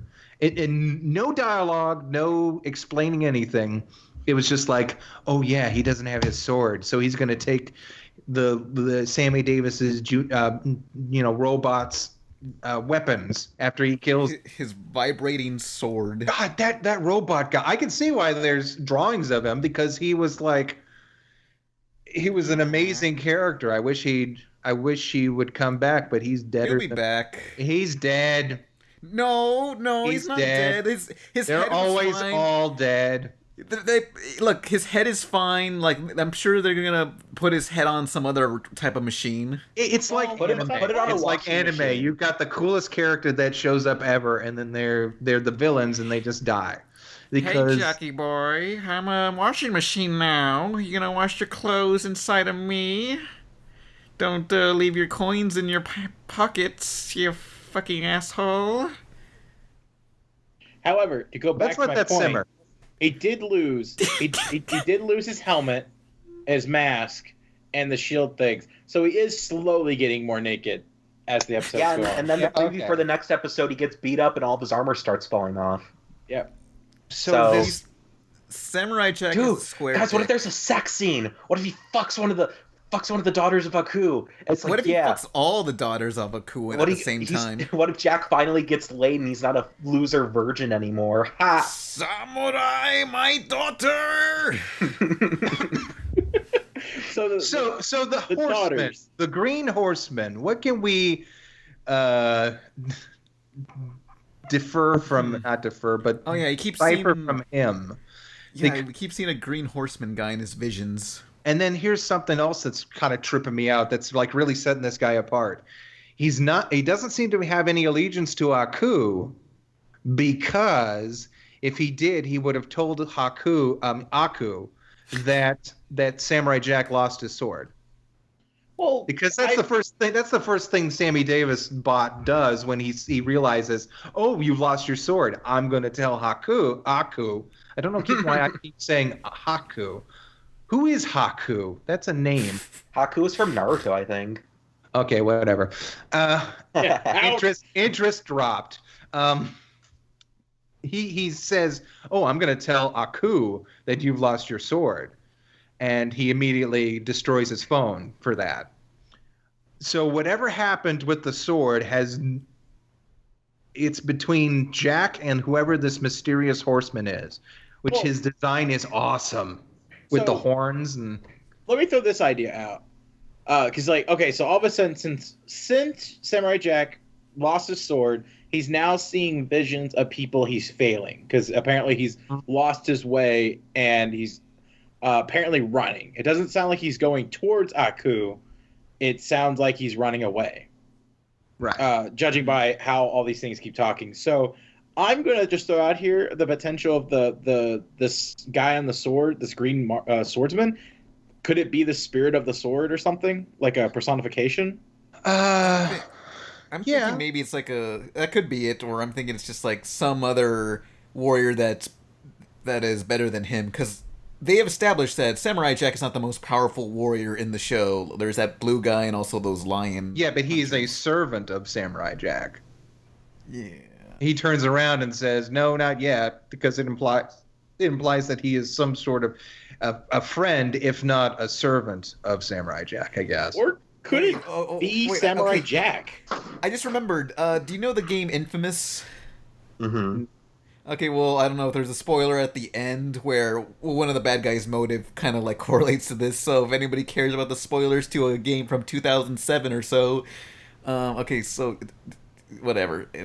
So do I spoil it? Yeah, go ahead. Just say spoilers. Nobody cares about spoiler the alert. anymore after. And then you say skip ahead to whatever time. Okay, spoilers to Infamous on PS3 from 10 years ago. Skip to 1 hour, 20 minutes, 10 seconds. Anyway, so the main guy has these electric powers, and he barely got these powers. And this one villain shows up to fight him, and he has all his powers, but more powerful. And it turns out that the main villain was actually him from the future, and he's trying to train his past self to be stronger before this other bigger enemy shows up. So that's what I kind of want to think. That was my second guess. Was I think it might be the full potential of Samurai Jack and him running away from his responsibility. So like, that's his inner him. I want to say that that's plausible, but I don't know. It's not Genji's style. I think it's mainly. I think it's probably just more or less another bad guy, or maybe even just like a vision. Maybe he's not even real. Who knows? Yeah, who knows? But speaking of the Daughters of Aku, I like it how you can already tell who's going to be the good person by the end of the series by the one who snuck away and looked at the light. Those sister designs are really cool. I really like those a lot. The girls. Those cult girls, yeah. It also implies that, and what I thought was, I like how they're like, kind of, because Mako, rest in peace, he's not able to provide the voice of Aku anymore. So it's where they kind of tease him a little bit throughout the. Pardon me, I just hit my microphone. They tease him a little bit throughout the series. They show like him laughing a bit when Samurai Jack remembers him. He's in his breath. I thought up to that point that he knew that Jack had lost the sword, so he's like, okay, well, you lost the sword, the only thing that could defeat me. I'm just gonna, piss off to another planet or something. And so I thought all the Aku worshippers were like wondering why their master had left. And I thought they were going to do something where they were not going to show Aku at all throughout the whole season. That was going to be baked into the plot of the new series. But apparently he'll be around because we hear him on the phone. He's Unless not it's a voicemail. Yeah. Well, no, he asks, who is this?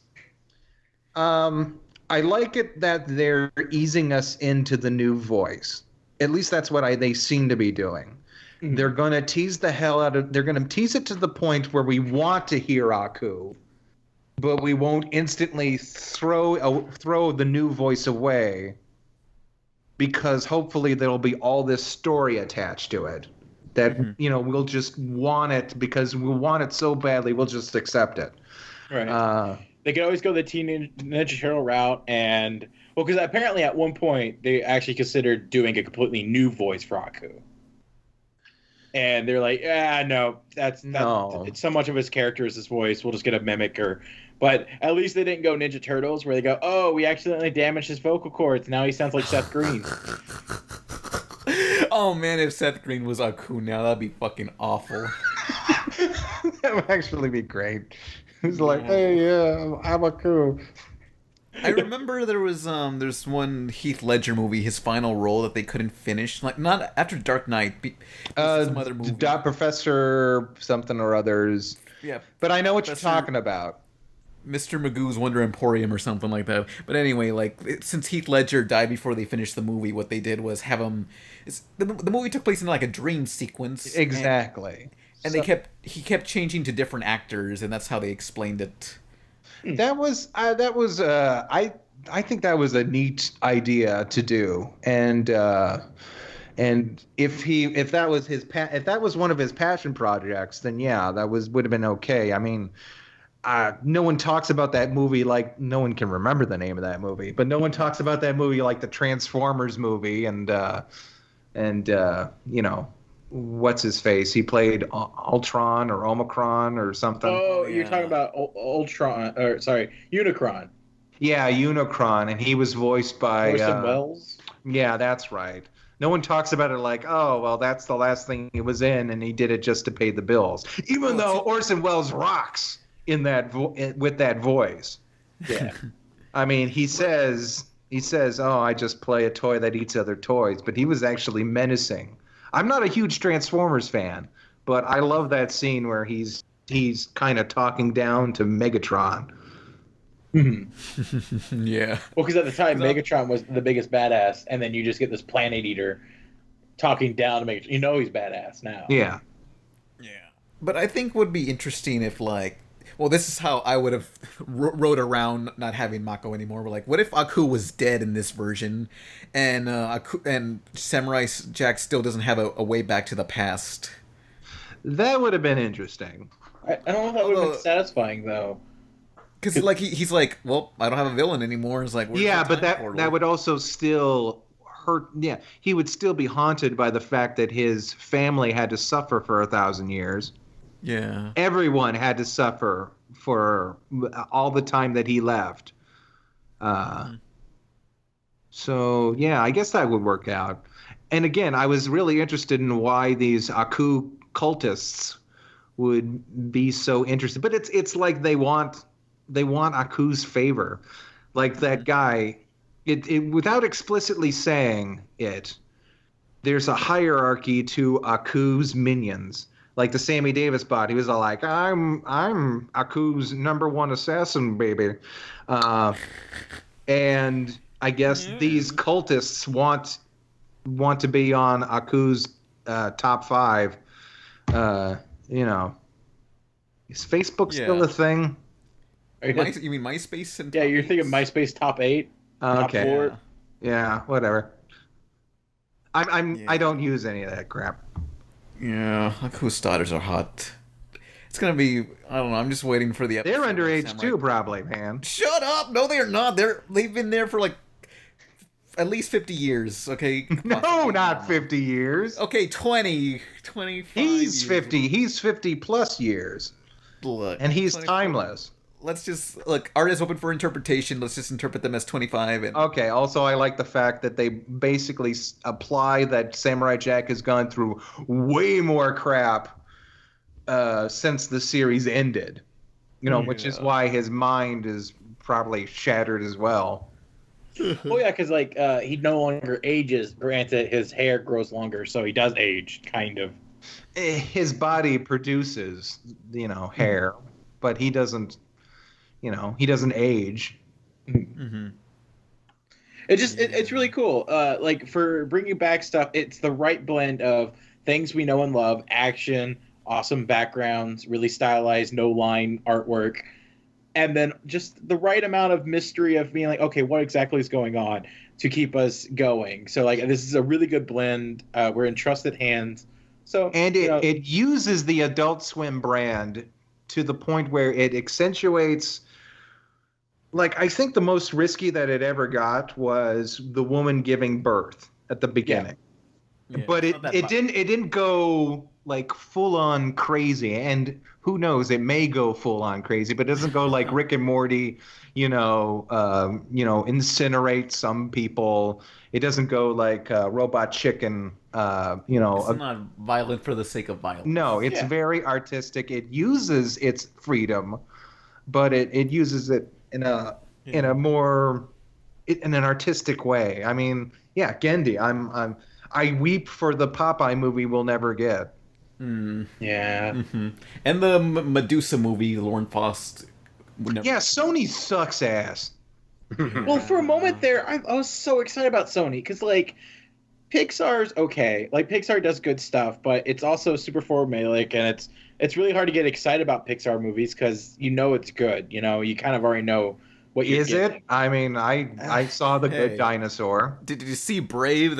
Brave, more like Bore. Okay, Brave I like. Started. Okay, I like fine. Brave a little bit. For the most part, I've lost interest in Pixar. Like I don't have the same drive of being I'm going to go see each one. And then DreamWorks does its own thing. But for a while there, Sony Animation was doing really cool, unique, stylized 3D animation. Yes, and then they fired the guys doing that, and that's what happened. Like, they literally named a smear in CGI the Genndy Tartakovsky smear. It's where you blur the tweenings between, CGI has kind of that uniform look. Well, what they learned how to do is take every other frame in a movement and blur it a little, so that it looks like it's traditional blurry animation, or like it's got more movement to it. They literally named a technique after Tartakovsky, and not just like, it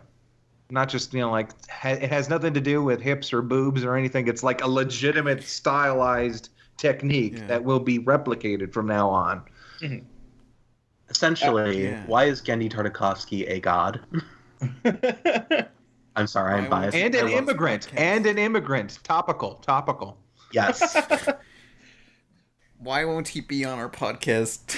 Have you asked him? Genndy doesn't even have social media, I don't think. Nope. Maybe he has a private Facebook or something, but... I mean, I met him at Comic-Con, and I just said, so, would you ever do a podcast appearance? It's like, I don't know, you gotta talk to someone at Adult Swim. Genndy, first question. Cleopatra or whatever other girl from Monster High? And does age matter? When there's I don't think he cares about age, considering what he had Kimmy do in the 10th episode of SBT. She could be 18 and a senior in high school, so it's okay. She is not a senior in high school. Look, she's pretty high up there in the popularity ranking in the school, so she's been there for a couple of years. Maybe she was held back and she's like 20, so okay. I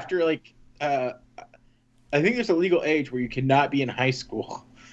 Cleo denial, age 3,357. You go to, go get your GBA or something. Or you go to a different class with a bunch of old people. Your GBA, your Game Boy Advance? Oh, sorry, whatever. GED. Do we have any more news to cover? Laguna Blue.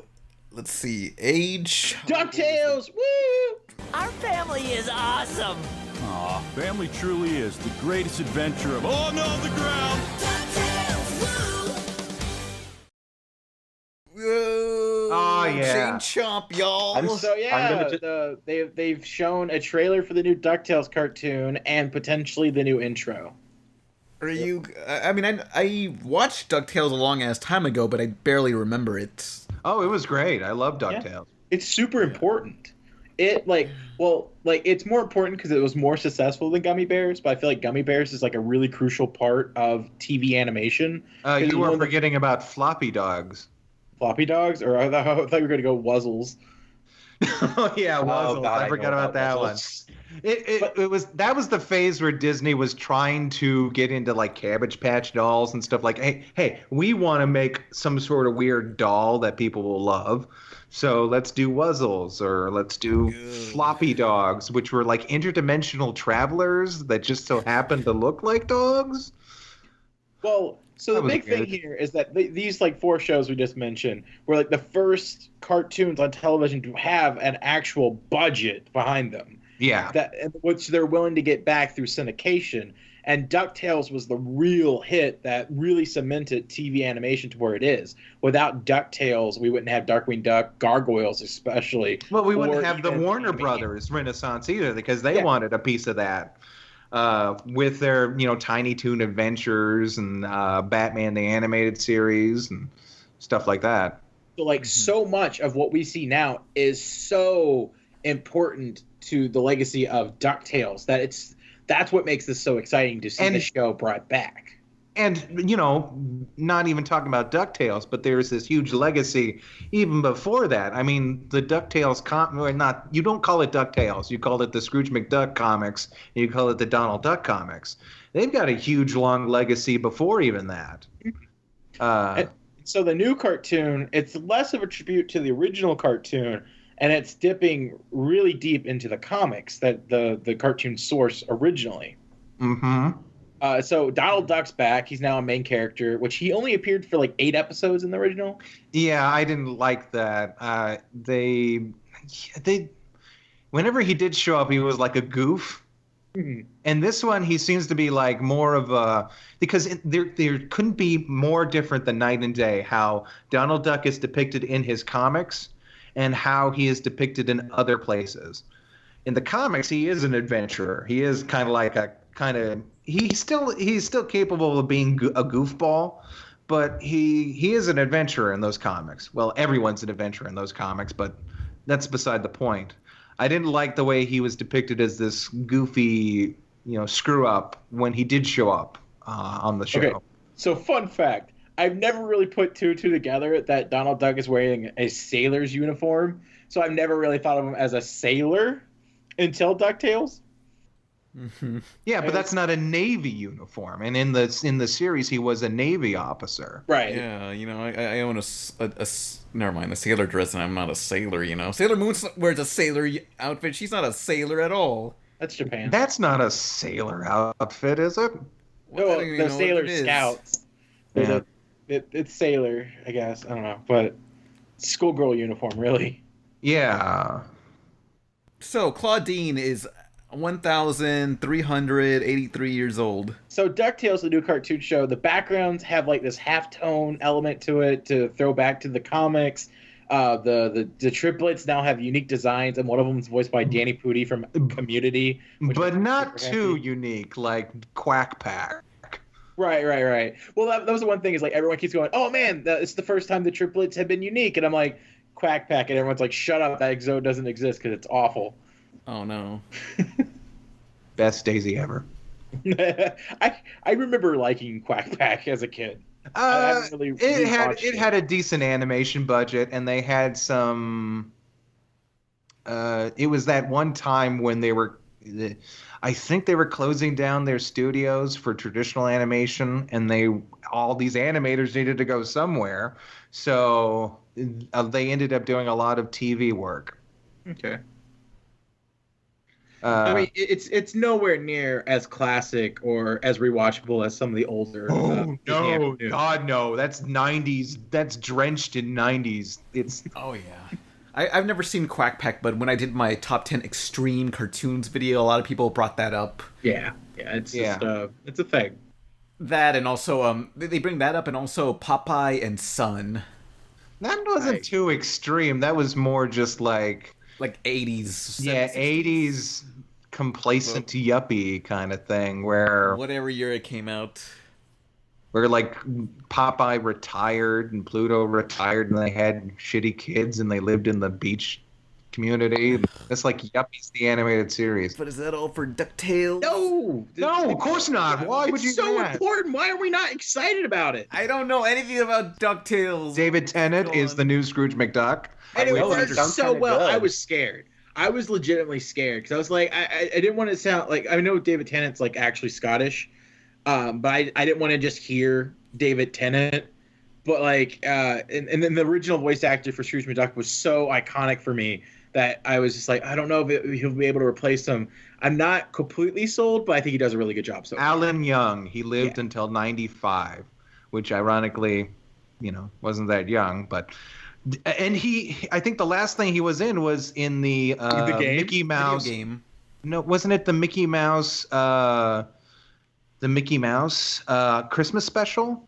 No, one of those shorts.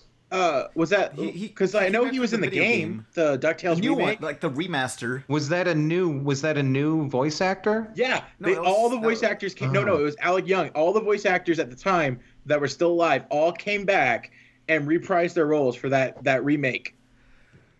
No, I'm not talking about the remake. I'm talking about the Mickey Mouse Christmas special, the shorts that go on Disney Channel. The current kind of the same style as DuckTales. Yeah, the one where Donald tries to stay home for Christmas and ends up going crazy because he gets hypothermia because he can't stand the cold. And there's Huey, Dewey, Louie, and the professor and Scrooge. You know, all the ducks go. Am I the only one that saw this? It's an amazing cartoon. We don't know what you're talking about at all. The Mickey Mouse shorts that they've been airing. I've seen Okay, them. we know I've seen about some that. of them. I'm behind on them. There's so many of them, but like Oh, they no. look really, really good. We can't watch every show ever made. I'm not asking you to watch every show ever made. Apparently, you've got enough time for Monster High. Shut up! Wow. Burn. Got fucking Look. owned. Freaking Snow Pea is your icon. Hey, Snow Pea from Mucha Lucha. Everyone loves Snow Pea. I have a question. Was Mucha Lucha cultural appropriation, yes or no? It was made by Mexicans. No, it was made by the guy who made El Tigre and Book of Life. Oh, no, he was a character designer. He didn't make the show. Well, then...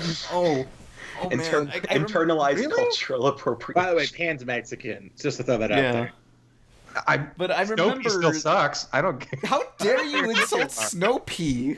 Snow Pea is He's a innocent. freaking Pokemon. Remember when they were gonna Snoopy. Remember when they were gonna demask him in one episode and everybody had to go save his stupid ass? Anyway, DuckTales. No, wait, no, Mucha Lucha. No, hang on. There was. Does anyone remember there was this Fox Kids TV show called Los Luchadores? It was basically like Power Rangers. Oh yeah, I remember that. It wasn't Power Rangers. Power Rangers. No, don't even disgrace Power Rangers. It was more trying to be. It was Power like Rangers. Teen Wolf, man. Not Teen Wolf, but Big Wolf on Campus. I don't know what that is, but it's trying to be Power Ask Rangers Obscurus meets Lupa. Batman animated series, and it's not animated series. The '60s Batman, and it's. I mean, it's one of those things. It was where it's live like, action. I saw it. Yeah, it was live action, and like the announcer was always put so much emphasis on the Spanish words, saying like "lucha libre." Like it's clearly a person who never spoke Spanish trying to say Spanish words. Los luchadores, the faceless heroes, lucha libre and mascarados, Lobo Fuerte and Turbine together, meet villanos, champions forever. Oh god, it's such a bad show. I should review it sometime. But anyway, DuckTales. Yeah, David Tennant was awesome. Oh yeah, super good. I was a little disappointed that I can't tell that the three kids have like I got really excited about Danny Pudi being Huey, but I can't tell it's Danny Pudi because they all are kind of doing like that kid voice. Yeah. So like They I'm might kind of, they Go might ahead. be tweaking it. They might be tweaking it with audio, futzing it a bit, making them sound younger. Well, it's just that weird thing whenever they have voice actors that don't sound anything like their voice. Like in Cloudy with a Chance of Meatballs, the monkey is voiced by Neil Patrick Harris, but it's so altered that you can't tell. So what's the point? Exactly. Of its name attached to it. Yeah, exactly. They had that. Who's that? They had one girl from Parks and Rec, and she played the little girl on Golan, the Conqueror, the Destroyer, or something. Audrey Plaza. Audrey, but you couldn't tell that was But her because if you were her watching voice. season 2, there's second season they changed the voices for that end. She was in season 2, so maybe you watched the season 1 episode. Yeah, I did because it's just like, well, what's the if you can't get a voice actor that's in. Now there is one case they did get Paul Robson. That's not his name. Rob Paulson. Rob Paulson. I'm losing it. He played Time Squad. He played Tut Russell. Russell, yeah. He played, and he couldn't get his voice that low, but they liked the inflection that he had so much that they did bring it down just a little bit lower. They used the computer. He admits this, that they used it to bring it down just a little bit lower than his normal range, but they like his inflection so much. I think that's when it's appropriate to get an actor that you like, but you need to like tweak their voice a little bit. Oh, this reminds me in Legend of Korra when they introduced Zuko's son, and it's still voiced by Dante Bosco, and his voice does not match his character at all. Huh? Remember? No, I didn't watch Korra. Okay. No, I watched the first. That was. I watched the first episode, first season. That was the first season. They introduced Zuko's son, and he was like, "Oh well, that's how much I remember that series then." yeah. Well, yeah. That's all we remember. But What do you guys think about Webby? I'm excited. I like the voice actors a lot. Because it's like, oh, Gravity Falls has ended, so now let's introduce a character that is both Dipper and Mabel. I can see where you're going with that. I'm just excited they did something with her besides generic Smurfette. Oh yeah. You know, or it's just the female version of the. Because honestly, the triplets never really had that much personality, anyways. Yeah, and neither did Webby. Yeah, I remember one of Webby's characteristics was she wanted to hang out and go on the adventures, and she couldn't. Mm-hmm. And that was it. That's kind of like, they took that and ran with it, because now she's really excited about the adventures that the group goes. You know. Yeah. I like the over fangirlish. Like I think it just makes her a lot more interesting. I can't really think of anything else they could have done with her. You know, like it wasn't something that like I wanted, but I didn't know I wanted it. Well, yeah, it's like, well, you know, again, I wouldn't know what to do with Webby or the three triplets because, again, like you said, we have Quack Pack that shows you what you know. Hey, let's try to modernize these three characters. Well, what do you do there? Tacos, skateboard, rap music. You know. Well, I think Huey in that one was the ladies' man. The duck. Oh, you know. Yeah. And then one was the sports guy, and one was the brains. Yeah. Okay. The blue one was the brains. Huey, Dewey, Lou. Huey, Doomy, and Louie. Which one's Huey's the dead red. one? No. Louie is the green one, and Dewey is blue. Okay. So Dewey was the brains, and Dewey blew me. Now, what about Launchpad? He only had one line, but it was pretty good. It worked. It's not as funny if you watch it because I keep showing everyone this trailer.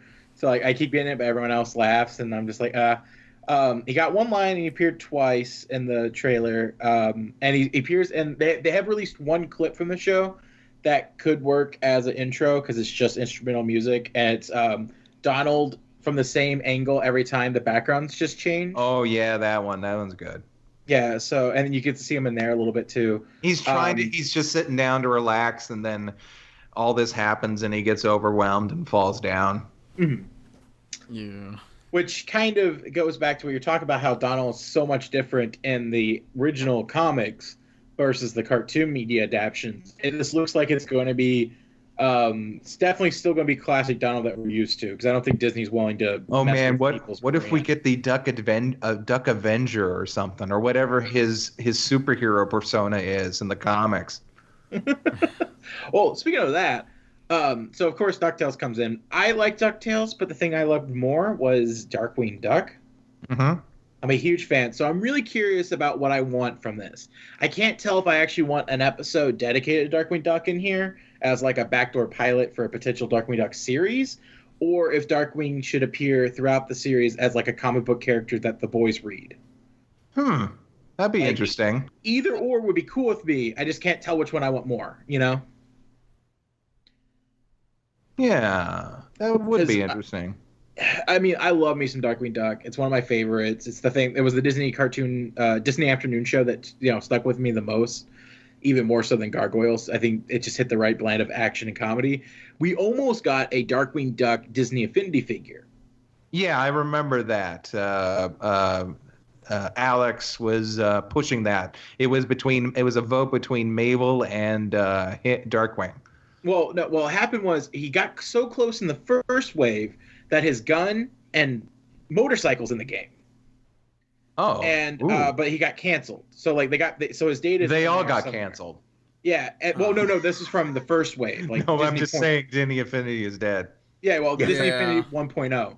Then the most recent wave, they did like a vote online of who was the most popular, and it was a tie between Darkwing and Mabel. Except for one other character popped in front of them, and that was Olaf from Frozen. Oh, yeah. So that's why Olaf is randomly not with, like, because I think Frozen characters appeared in a 2.0, and Olaf is randomly 3.0. I think if Disney Affinity would have continued going on, we would have eventually got Darkwing Duck.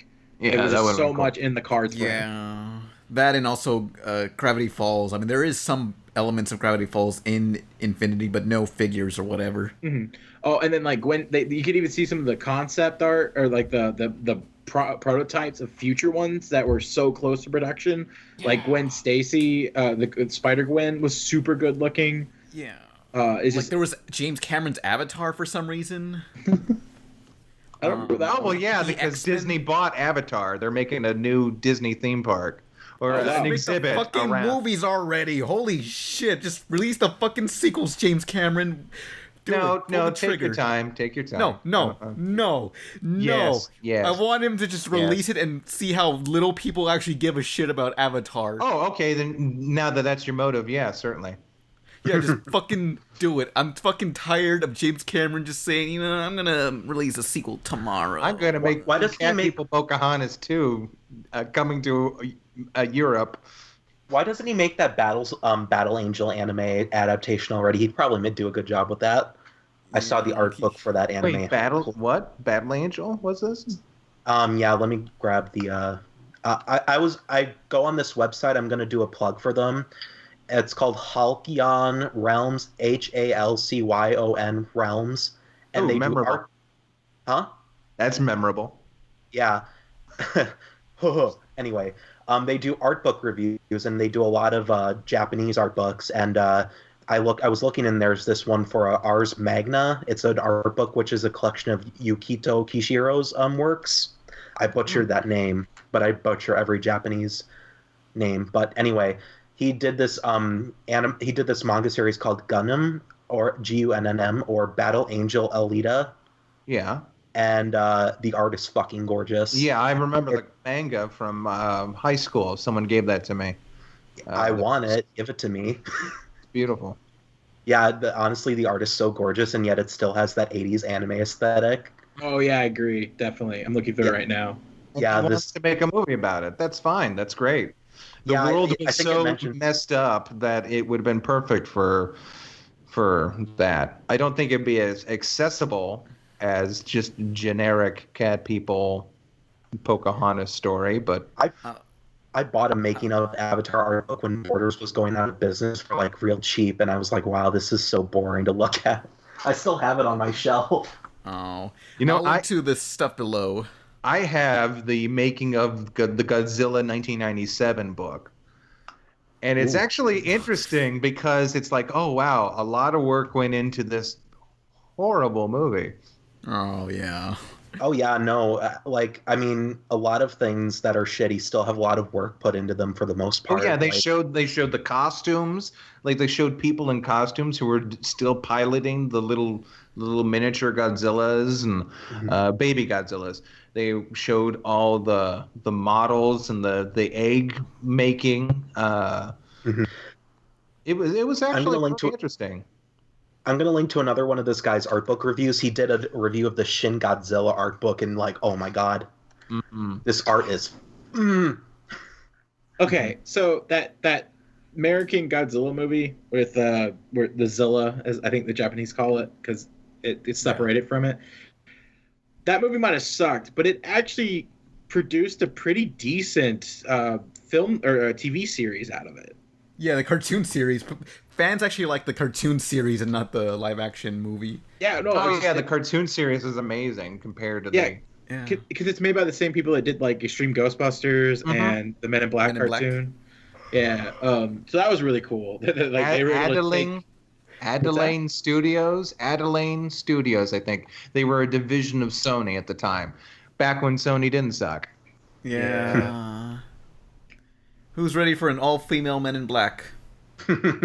Well, no. Isn't Men in Black doing a crossover with 21 Jump Street? Oh, yeah, that's happening. I don't know if it's still happening. What? Yeah, apparently that's what the next 21 Jump Street movie is. Is also a reboot of the Men in Black series. Well, if you gotta keep remaking those 21 Jump Street movies, just give up with Men in Black already. It's over. Give up with 21 Jump Street already. No, only Phil Lord and Chris Miller are in it. Oh, okay, yeah. Although the good thing is, like, because whenever Phil and Lord, Chris Miller make a movie and like they get out of it like Cloudy with a Chance of Meatballs 2, it really suffers. You feel it's just like, oh. Well, I Meatballs used 2 to isn't think very those good. two could do no bad, but then they're executive producers of The Son of Zorn or whatever that's on Fox, and that's awful. Well, that's not bad. It's awful. It's okay. Oh, I've seen a few episodes. I thought it was funny. It's not like it's not the best. I sat through don't know. 6 episodes waiting for it to get good. I tried. Like, I gave it a fair share. Maybe Damn. they just didn't care. They were just like, you can do whatever. We'll just throw Look, some money at they it. have like 10 shows and movies they're working on at the same time. Yeah, Those guys are busy. Yeah. I'm still wondering what's happening with the Lego Movie too, because like it was like, oh, they're executive producers. Oh, they're writing it. Oh, they're not writing it. Oh, they might be directing it. Oh, they're probably not. So Well, and then you got the Ninjago movie, Yeah. which is like, I didn't get that. I mean, Batman Lego movie makes sense. The Ninjago, It's too niche. Like, Batman's a big brand. It's- Ninjago's kind of its own thing. it's horribly niched. Was it ever that popular? No, not really. It's just a show on Cartoon Network, but like it has its fans. But there's no way it's ever gonna do. But any it's a better than- It's a Nickelodeon produced movie. They showed the Nickelodeon logo before. I think you got confused with something else because I swear I didn't see a Nickelodeon thing there. I think. Well, maybe it was just I saw it on Twitter. I saw Nickelodeon advertised it or I don't blogged it or something.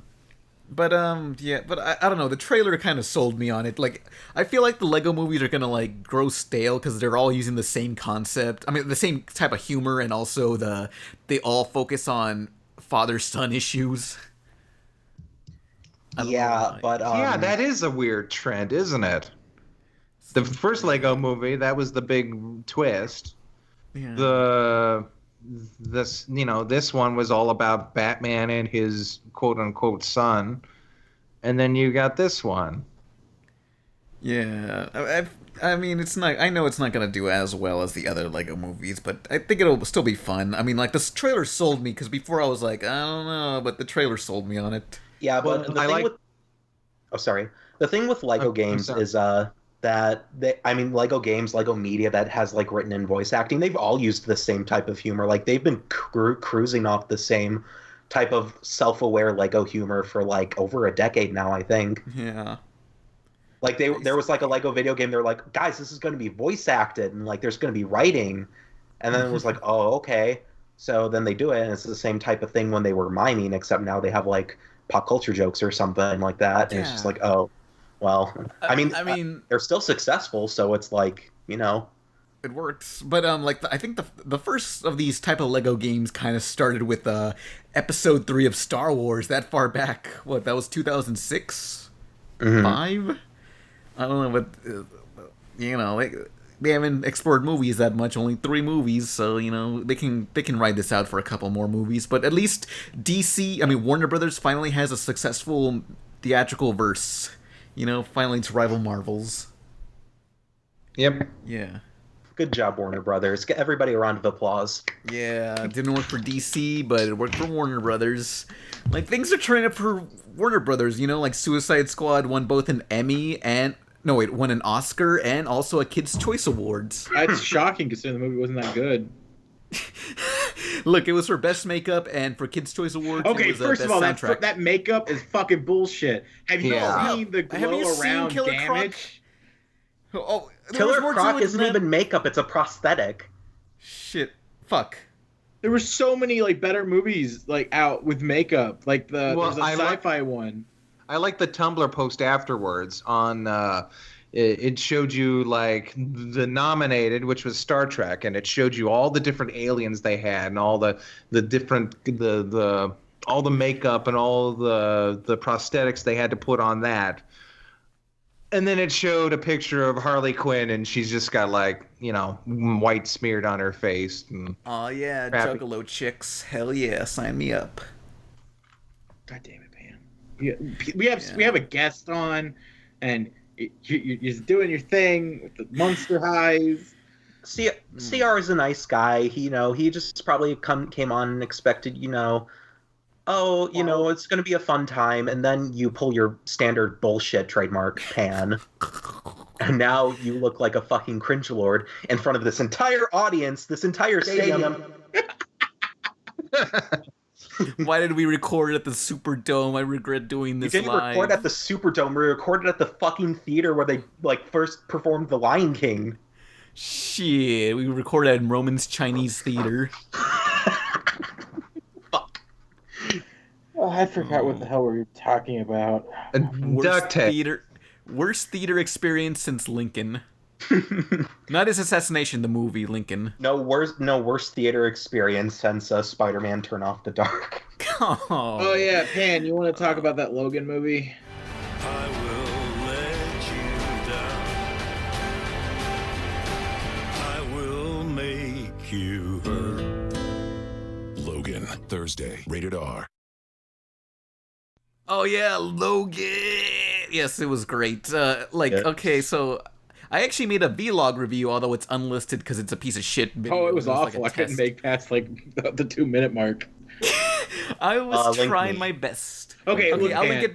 The thing about vlogs at work is that when you film them, people like to look at your face and have emotion. If you're just gonna hide your face, where it's like whatever thing you had on your face, a morph suit, it's really hard for anyone to really pay attention to it because there's nothing for their eyes to focus on. There's my background and my blue starry background. The non-existent, the non-moving background. Look. Let's think of. Well, I'm gonna add the starry effect background on the TV, but I think most people will just listen to it in the background and not watch me. You know. You could just put pictures on top of it. Just edit pictures on top of your audio. That requires time, and I just want to just get these out as fast as possible and work on regular videos. And lazy. Not lazy, it's just it's filler for the real videos that I put effort into. No, just have a picture and then change it every 5 minutes or something. Wait. Do Windows Movie Maker transitions. But you having fucking nothing on, hiding your face in the shadows and nothing to really look at, that's not boring. I don't know. It's okay. Look, it's the bare minimum. People will sit through a vlog of someone talking, but not us. I don't know. Anyway, so Logan was a great movie. But they show their face, dude. I don't fucking care. Fuck everybody. Then just put up a picture for the duration of the whole thing. Stop criticizing. By the way, did you know that? Oh no. Actually, you might want to look into this, Pan. You would love it. There is a Adobe program. I don't remember what it's called, but. I've seen some people use it for live animation where you record your face and based off if you have different symbols made that show angry, happy, and then different phonemes. Oh yeah, I did a whole video on this. The Simpsons live action and the history of quote unquote live action animation. So did you ever talk about? Hey, wait! In that video, I like that video, but did you ever talk about the Moxie show? I forget. Moxie show? No. There was a whole different thing. People kept coming forward. I got to do another sequel to that because people told me about how Cartoon Network started out with a live action cartoon of this dog character. Moxie show. That's it. That's right. Okay, that's it. And how it was basically a noodle character, and they motion captured what's his voice? What's the voice actor? Bobcat Goldthwait. Yeah, that's him. They motion captured him, and the way they designed his body, it was like a noodle cartoon. So they basically they pinpointed where his hands would be and where his feet would be and where his head would be. And he would move his hands and they would just be like noodle, his whole limbs would just be like noodle arms.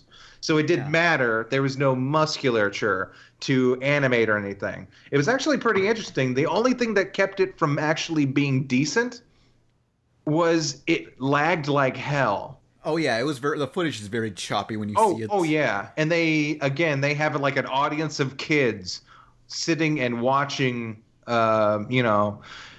watching this on a screen because they couldn't show just this one cartoon moving around like that, I assume. Yeah, because I talked about this in the top 10 obscure cartoons coming up the next video. Yeah, but it's the Moxie show, and it's like their first original programming, and nobody remembers it. The Cartoon Network never acknowledges it ever. I love that one joke. It's related, but I love that one joke in The Simpsons where Homer asks, "Why don't you do live animations?" And they're like, "Oh yeah, we've tried. It just really hurts the animator's wrist." Yeah, and CR used that exact thing for the video talking about live animation. Well, fuck me then. Yeah. Well, and Nickelodeon has since done that with not Nickelodeon has done it with Loud House characters, and Disney has done it with wait, Loud House characters. I could be talking to Lucy Loud live. Holy crap! Well, and then CG wise, Nintendo's did it with the voice actor of Mario. Exactly. So I got to do a sequel of that coming up because they've been doing it, and apparently it's I was right. It was easier to do it with CG because of Moxie. They just didn't have the technology to process it and film it at the same and broadcast it at the same time. I don't know which talk show it is. I don't know which talk show it is, but one of the talk shows had cartoon versions of Trump and Hillary, like live interacting with the host. So are you talking about Stephen Colbert? Yeah, was it Stephen Colbert? Well, Stephen Colbert had cartoon Trump as one of his bits.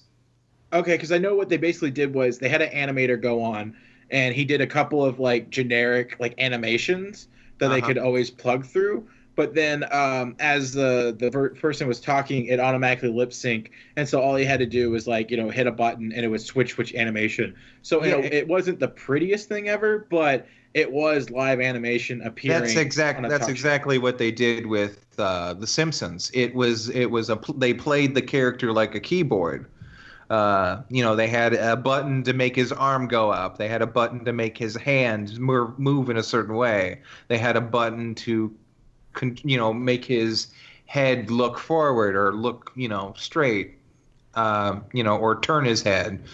So they basically just played the character, kind of like a video game. Yeah. With Logan. That reminds me of the Game Grumps episode where they do the Legend of Zelda Wind Waker. That part where Aaron makes Link take a selfie of himself and he does all the different faces. Yeah. So that's like the same process. If that's live animation, well, it's recorded, but it was done live. Yeah. This guy was like, just a bunch of I was canned like, animations. Woo, But my point, canned animations. Yeah. The thing I want to say is, if you want to do those vlogs, there's a good chance that either, and I've seen in Flash where you can, I've seen a couple of like, you plug through the audio and it automatically does the mouth movements for you. But you could even do what you do already and just have the mouth looping for the vlogs and stop it in between breaks when you don't speak. That would be more engaging than Anime Studio Pro has a tool, and I've shown this in the video where you upload your audio, you pre-animate your lip flaps, and it will open and close based on how loud the audio is. So I gotta try that. Because I think that would be much more engaging than what you have currently. Well, I'm trying. Anyway, Logan! Anyone else see Logan? No. Oh. Yeah. Topic over. Yeah, so Logan. No, please. I love this movie. Okay, well then you tell us about it then. Alright, so essentially, the other Wolverine movies I kind of hated because, they were just okay. Like, the first X-Men Origins Wolverine, that was fun, stupid, but second one was better, but it was just not it was just boring. But this one I actually cared for. Like, I love a lot of the Marvel movies, but I never had any emotional connection to the characters really, but except for Logan. And this is the one time where it's like I felt so tense thinking oh my god, no, please don't hurt these characters. You just feel so sorry for Charles Xavier and Logan. Well, it's the second R-rated Marvel movie that they're releasing, right? Well, X-Men movie by Fox Studios. Yeah, well they did Deadpool, right? Yeah, but there were other Marvel R-rated. Yeah, but this is the first R-rated Wolverine movie where he can actually cut people up with his claws. Yeah, if you thought there's Wolverine slicing people up, and also in this movie it's about Wolverine basically escorting this one X-23, this little girl who also has Wolverine claws, to Canada to escape these bad guys. By the way, putting a metal endoskeleton on top of a growing child, brilliant plan. Absolutely wonderful. Fantastic. You just keep on doing what you're doing, evil organization. Look, it was a good idea at the time. No. You know what's really cool? They released a trailer to Deadpool 2, like a teaser. No, wait. I'm not done. Too bad. Deadpool 2. No. It's a good trailer. Shut up, Stan. Yeah. And just like this podcast, in the trailer they have a bunch of pictures of Logan. But the most interesting thing is that there's a poster of Firefly in the background. Yeah, in the back. Is it directed? Wait, like Firefly the character or Firefly? No, the TV show. The TV show, Firefly. There's just like a couple of posters of Joss Whedon's Firefly. Is there any reason to that? Is like Joss Whedon working on this, or is that like? I have no clue. In the movie. I have no clue. I thought you guys might have more information on it. Maybe it'll be in the movie. Like maybe they'll cast someone from there or something. Like it's a clue to something. Also, why is it so nostalgic for us to have phone booths, even though those haven't been around for so long? Look, it's a superhero. It's a superhero trope. It is. Yeah. There's a phone booth in. There's a phone booth in Overwatch, and it has no phone in it. What the fuck? No, I was just looking. I was like, I was just thinking, like, wow, this is so set in the future, but there's a phone booth in Kings Row. And I looked into it, and I was like, there's no actual phone in there. So I was thinking, what if that's just a place that you go to when you want to make a phone call? They are superheroes in Overwatch, technically, so... Oh, no, I like that. So it's a designated phone area for cell phone calls. Yeah, you can go there and you can just, like, shut the door and not have to deal with any of the traffic or anything. And just be, like, on your own cell phone, beep, beep, beep, you know. According to Futurama, hobos use that to piss in, so maybe it's still, like, basically for hobos. I thought, according to Futurama, there were suicide booths. Oh, it could be a suicide booth. You know, do you really want to live in the same world as all these weirdos fucking shooting at each other in the middle of the street every day? What is this, Mexico? Hell no. Yeah, it actually is Mexico. What was it? Yeah. Mexico's, yeah. Oh, yeah, by the way, attention, since people were asking on the podcast, in the comments, yes, I play Overwatch, no one else on here. Wait, you play Overwatch? I own Overwatch. I haven't played it yet. I play Overwatch. Yes, I love Overwatch. Roadhog is a daddy, and that's my extent.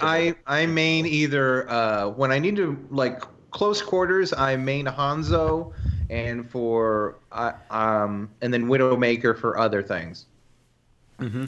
I can't aim for shit, so on my Let's Play channel, you'll see me playing as Junkrat, and also I'm gonna start playing Diva sometimes. Well, I had this problem last night. I found out I can aim as I can be a sniper when I'm not streaming, but when I am streaming, it messes with the latency of the internet. Mm-hmm. And I have footage of this. I'm not just bullshitting. I'm not just saying, "Oh God, no, I suck because of the internet," and everyone's just like, "Oh yeah, right, yeah." No, you just suck. No, there's footage of me playing Junkrat because Junkrat doesn't have to aim, and I keep throwing down the mine, and there's always two mines that pop up. Mm-hmm. Which means that there's a delay, or not even a delay, but some sort of weird overlap that happens whenever I stream.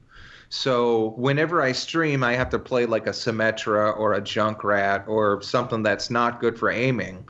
But when I'm not streaming, I always play Hanzo and Widowmaker, and I love getting those headshots. Yeah, but I don't aim, so good luck with that. Yeah, I call it Junkrat Cuckrat because I'm...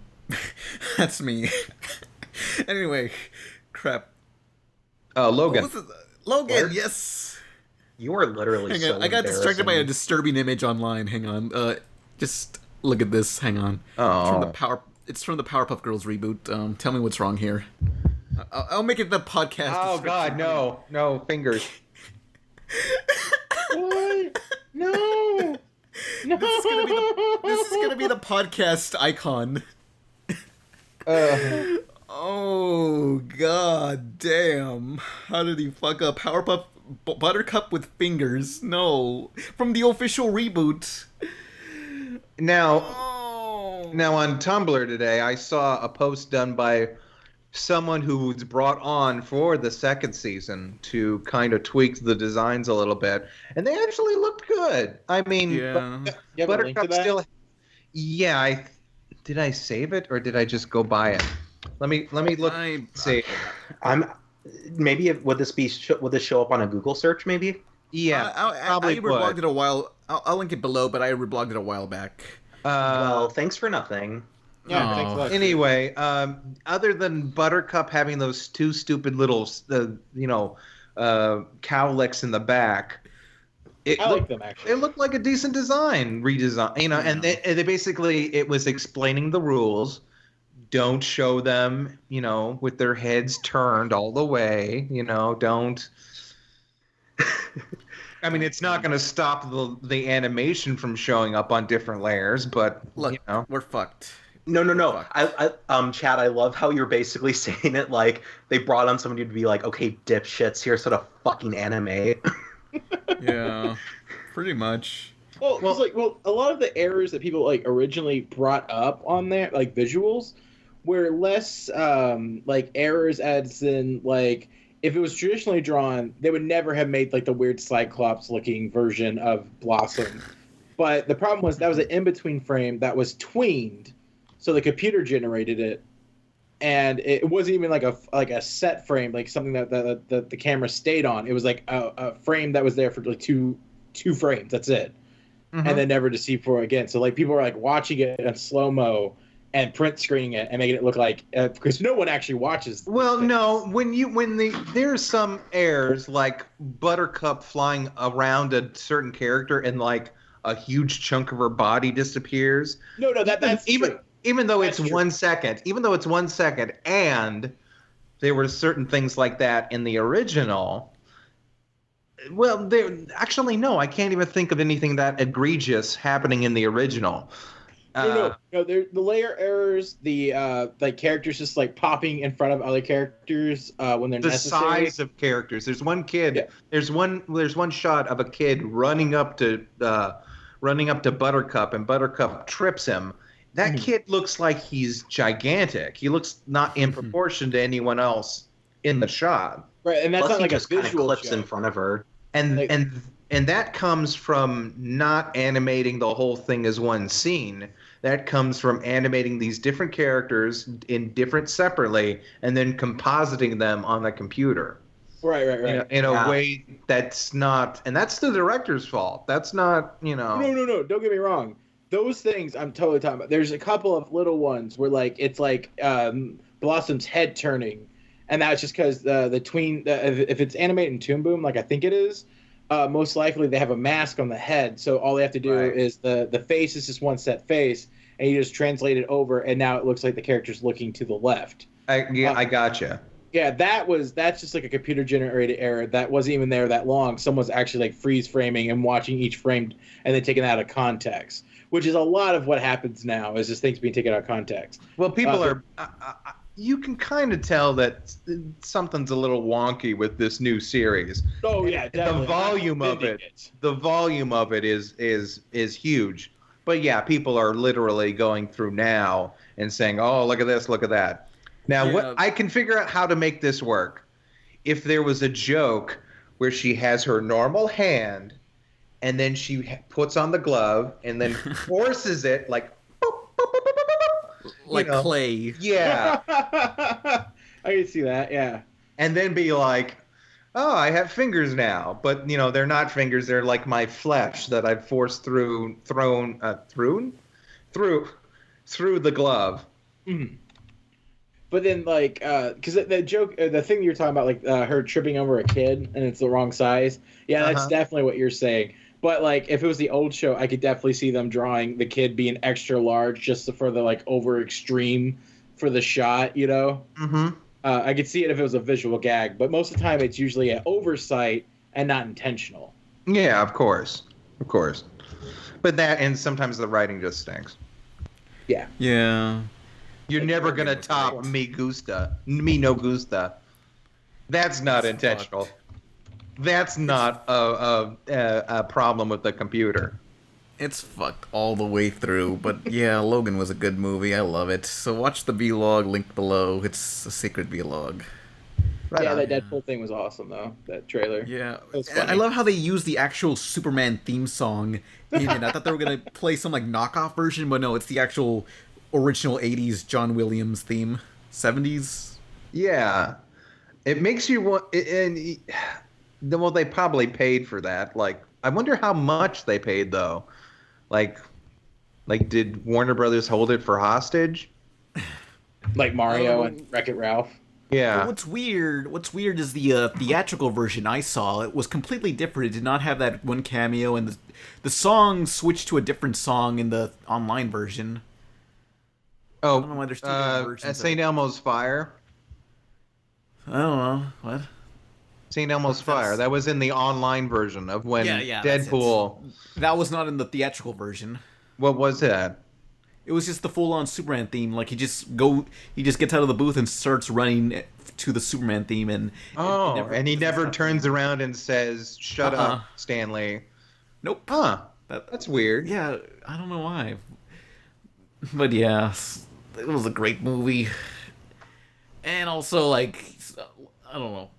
Does it set anything up for any? Well, I guess it wouldn't. It's set over. It's the future. Look, they said Hugh Jackman said it was his final X-Men movie, so it's like we're not doing this anymore. It's done. No one else needs to play Wolverine. And they hit. I guess they hit all the beats because they hit the beat with the Silver Samurai. They hit the beat with Days of Future Past. They, and then Old Man Logan, which I know this isn't like like a adaptation of Old Man Logan, but it has the same kind of spirit of it. He's an old man and he's Logan, and that's all the comparisons there are to Old Man Logan. So no Hulk, no inbred Hulk babies. I don't even know what the fuck that is, but nope. That's inbred Hulk babies show. I know. Okay. Yeah, but Marvel owns Hulk and Universal, so that ain't gonna happen. Logan, we can learn to be better. We still have time. Logan. I like those. They make you look younger. Rated R. Questions. And if anybody has a question, be sure to post your question in the YouTube comments of this podcast, and be sure to start out with the word question so it's easier to find. And our first question is by Super Luigi 64. Question: what are some cartoons that try to have fan service sexy characters but fail due to the art style, i.e. Total Drama Island? That's a good question. The art. Oh God, I know this right off the bat of my head, but go ahead, Nolan. I was just gonna say Sonic, like Sonic X, for example, or some of the old Sonic cartoons would have fan service, which was usually played for laughs, but then they'd actually try to have like a suggestive character, and it was like, nah, dude. I don't know. I think it was mostly played for laughs. I mean, I'm not gonna fuck that one lady that wanted to fuck Robotnik. Also, Rouge the Bat was totally 100% intentionally meant to be sexualized. Oh yeah, and that's what I'm mostly mostly talking about. I remember playing Sonic Adventure 2 Battle on GameCube and noticing Rouge has breast physics. Like when she walks, her breasts. Oh yeah, you spend about 10 minutes just like nudging forward. Yeah, I want to fuck the cop from Sonic X though. I'm not sure if they're actual physics or if they're tweened animations. I'm not. Well, yeah. or like animated, because I don't know if like the Dreamcast was advanced enough to have like actual breast physics. Well, I think there was breast physics since the first Dead or Alive on like PS1, but I guess it was more tweened. Yeah, it was more canned animation. Yeah, like the animation was separate from the body, and like it would play like whenever. The point is that the breasts move as she walks. Now, speaking of breasts, there was my example comes from Duckman. Now, Duckman. People have a polarizing reaction to the Klasky Psupo style. The Rugrats, the Ariel monsters. Yeah. The humans depicted are odd. With Duckman, you've got like, I think they've had several attractive characters. No, they didn't. Yes, they did. Yes, the Ugly Duckling episode particularly was her design I really liked. But there was 2 twins that show up in an earlier episode that were horrific. I showed footage of them, and yeah, they were disgusting. They're terrifying, but Duckman was all over them. Yeah, well, everyone was over them, and I didn't get it because they were like horrifying. They were like parodies of. They weren't sex intended to be sexy to the audience, just Duckman. No, but come on, when you're trying to tell a story, it's you look at that and tell me you want to fuck them. Just no, I wouldn't. That's the problem. When Duckman and everyone else falls over themselves. The joke is Duckman's. Everyone's ugly in this show. That's the joke, I guess. Okay. So, no joke. There's a girl in the Netherlands named Sophie that follows this podcast. So shout out to her. She's really big into that art style, and she occasionally draws us on the podcast in like that Klasky like. There's a certain show, Somethingville, that she really likes. That's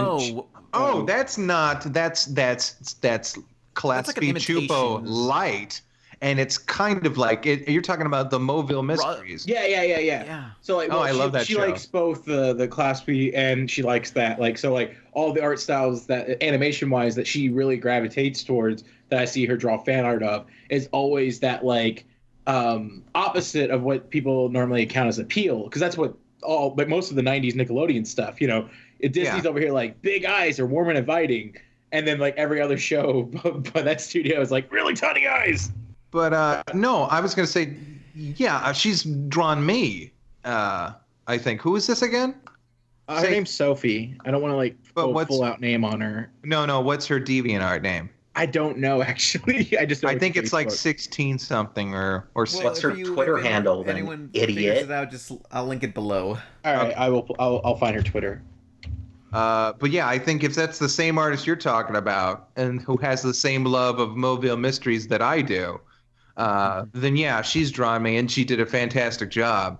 Well, she drew me in that style, so there's one. Oh, please. How about ugly characters that you see as sexy? Like, I know that the creators of, not creators, some people who worked on The Simpsons, they actually gravitate towards Patty and Selma. They've written some of the best episodes for them.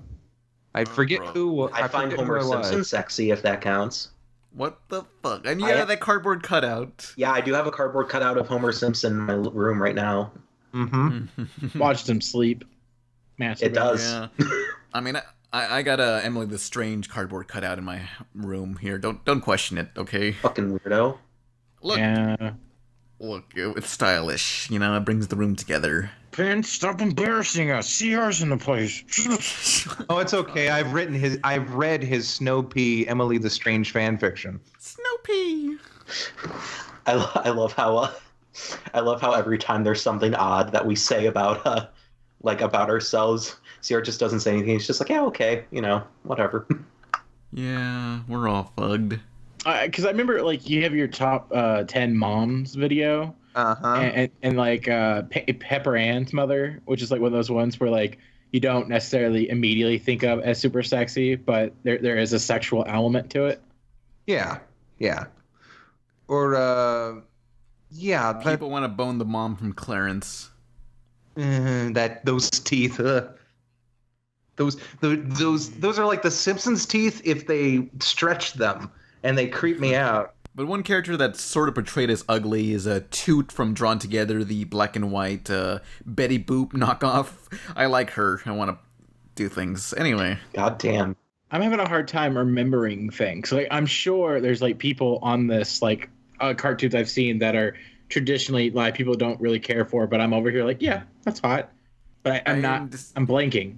I get personally disgusted whenever I see Rule 34 of Family Guy or Simpsons characters, mostly Family Guy. It just seems wrong. It's no, don't fuck these characters. These are just, why would you? Why? But next question, Wilfred Cthulhu. Question, what is a show that you didn't really like at first but then later really liked? I guess my best answer would be Adventure Time. Yeah, I guess, me too. Really? Yeah, because I didn't. The art style was so jarring. It was just this looks like a 5-year-old drew this. I don't want to see this garbage. And then I grew to like it, and then I grew to hate it again. So it all went in a circle. Adventure Time is a full circle series. Yeah, it circle jerked itself and just fucking died after it ripped its own dick out. As with life, I suppose. I'm trying to think. Something I didn't like, but then liked later. I didn't like Panty and Stocking at first. Like, you know, reading... I don't know, when I saw the Japanese dub subtitled when it first came out, like, I loved the art style, but then the subtitles were... I don't know, reading the jokes weren't as funny as hearing it dubbed in English. Mm-hmm. I agree with that one. I honestly thought Panty and Stocking didn't get good until the episode where they're locked in a porn store with the zombies. Like, that's when I thought it kind of found its voice. Mm-hmm. I totally disagree with you both. I always thought Panty and Stocking was fucking amazing. Yeah.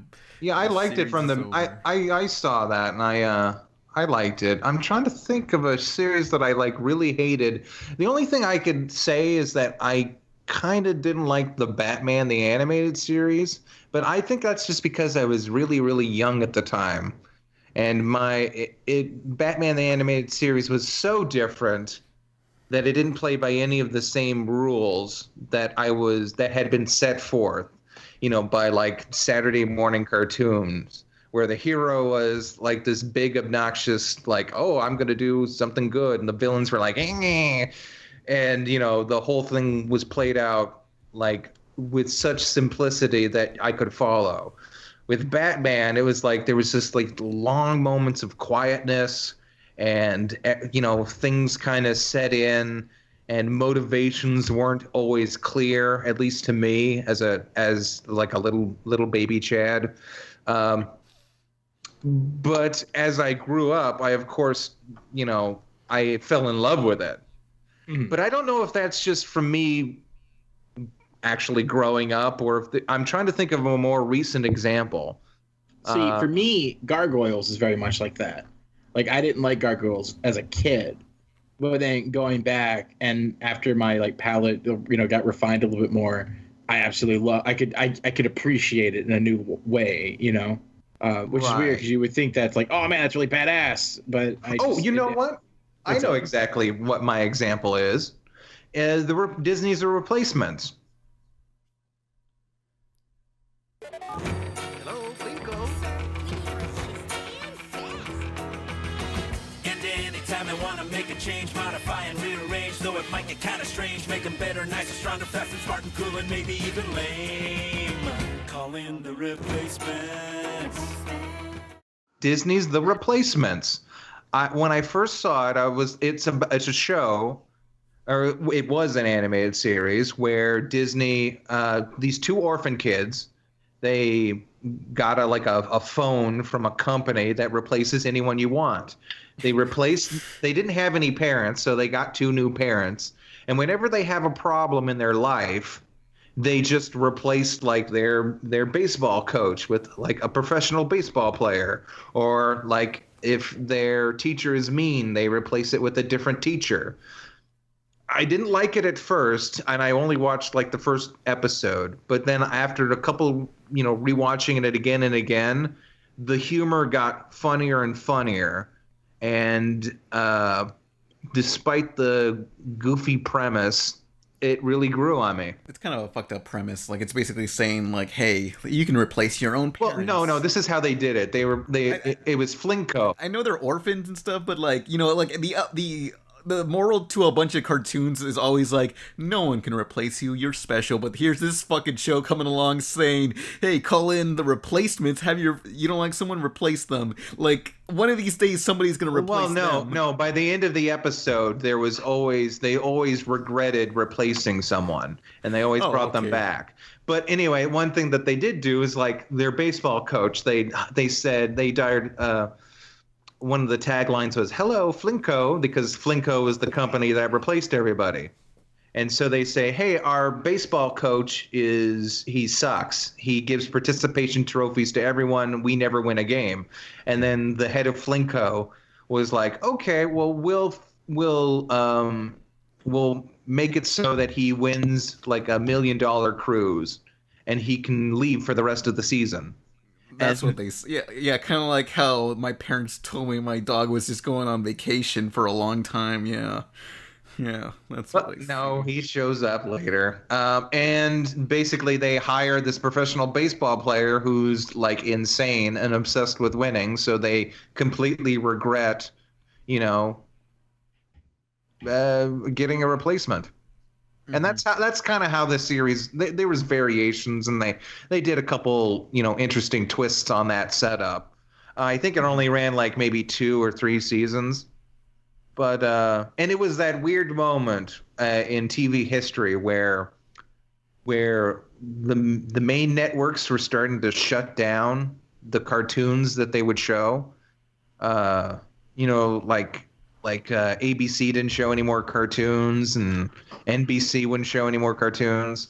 So it was like one of the last cartoons that you got on Saturday morning that wasn't on Cartoon Network or Nickelodeon. So anyway, next question. I never watched that show, so I can't offer anything. Yeah, I remember I remember that just barely. So yeah. I remember it existing, and I never watched it. It ain't no Timo Supremo or anything.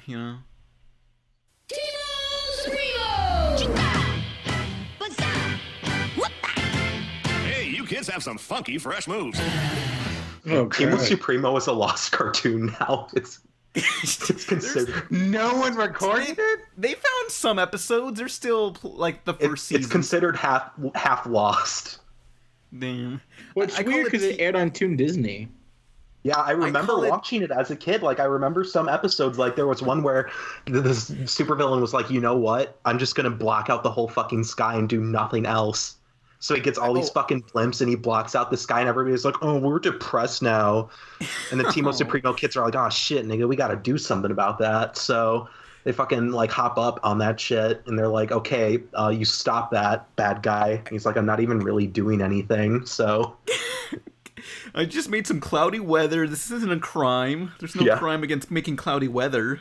But like there was one episode where there was a teacher that was evil, and the teacher would like assign them too much homework, and they couldn't go out and fight crime, and they were just like baffled, like we can't stop crime. We got too much homework, and like the president had to step in and give them a homework excuse for one day to stop this criminal. Yes, because the president can like do the CIA, have them like spy on their Amazon Echoes, like the villains' Amazon Echoes. Just have them listen in. Okay. Oh shit. Oh shit. Wait, no, the CIA heard us. But yeah, Timo Supremo were the only superheroes in this world. That the entire United States has to rely on Timo Supremo to get them out of this jam. Oh god, what a shitty universe. Timo Supremo finds Al Qaeda. No, they fight their evil terrorist selves, and it's called Timo Supremist. Oh, fucking god. Timo Supremist. Lynch Girl. Whatcha? But I guess one final question to end off on. Fox6789. Question: If you can watch or listen to any lost video or audio recording from a TV show or movie, what would it be? Timo Supremo.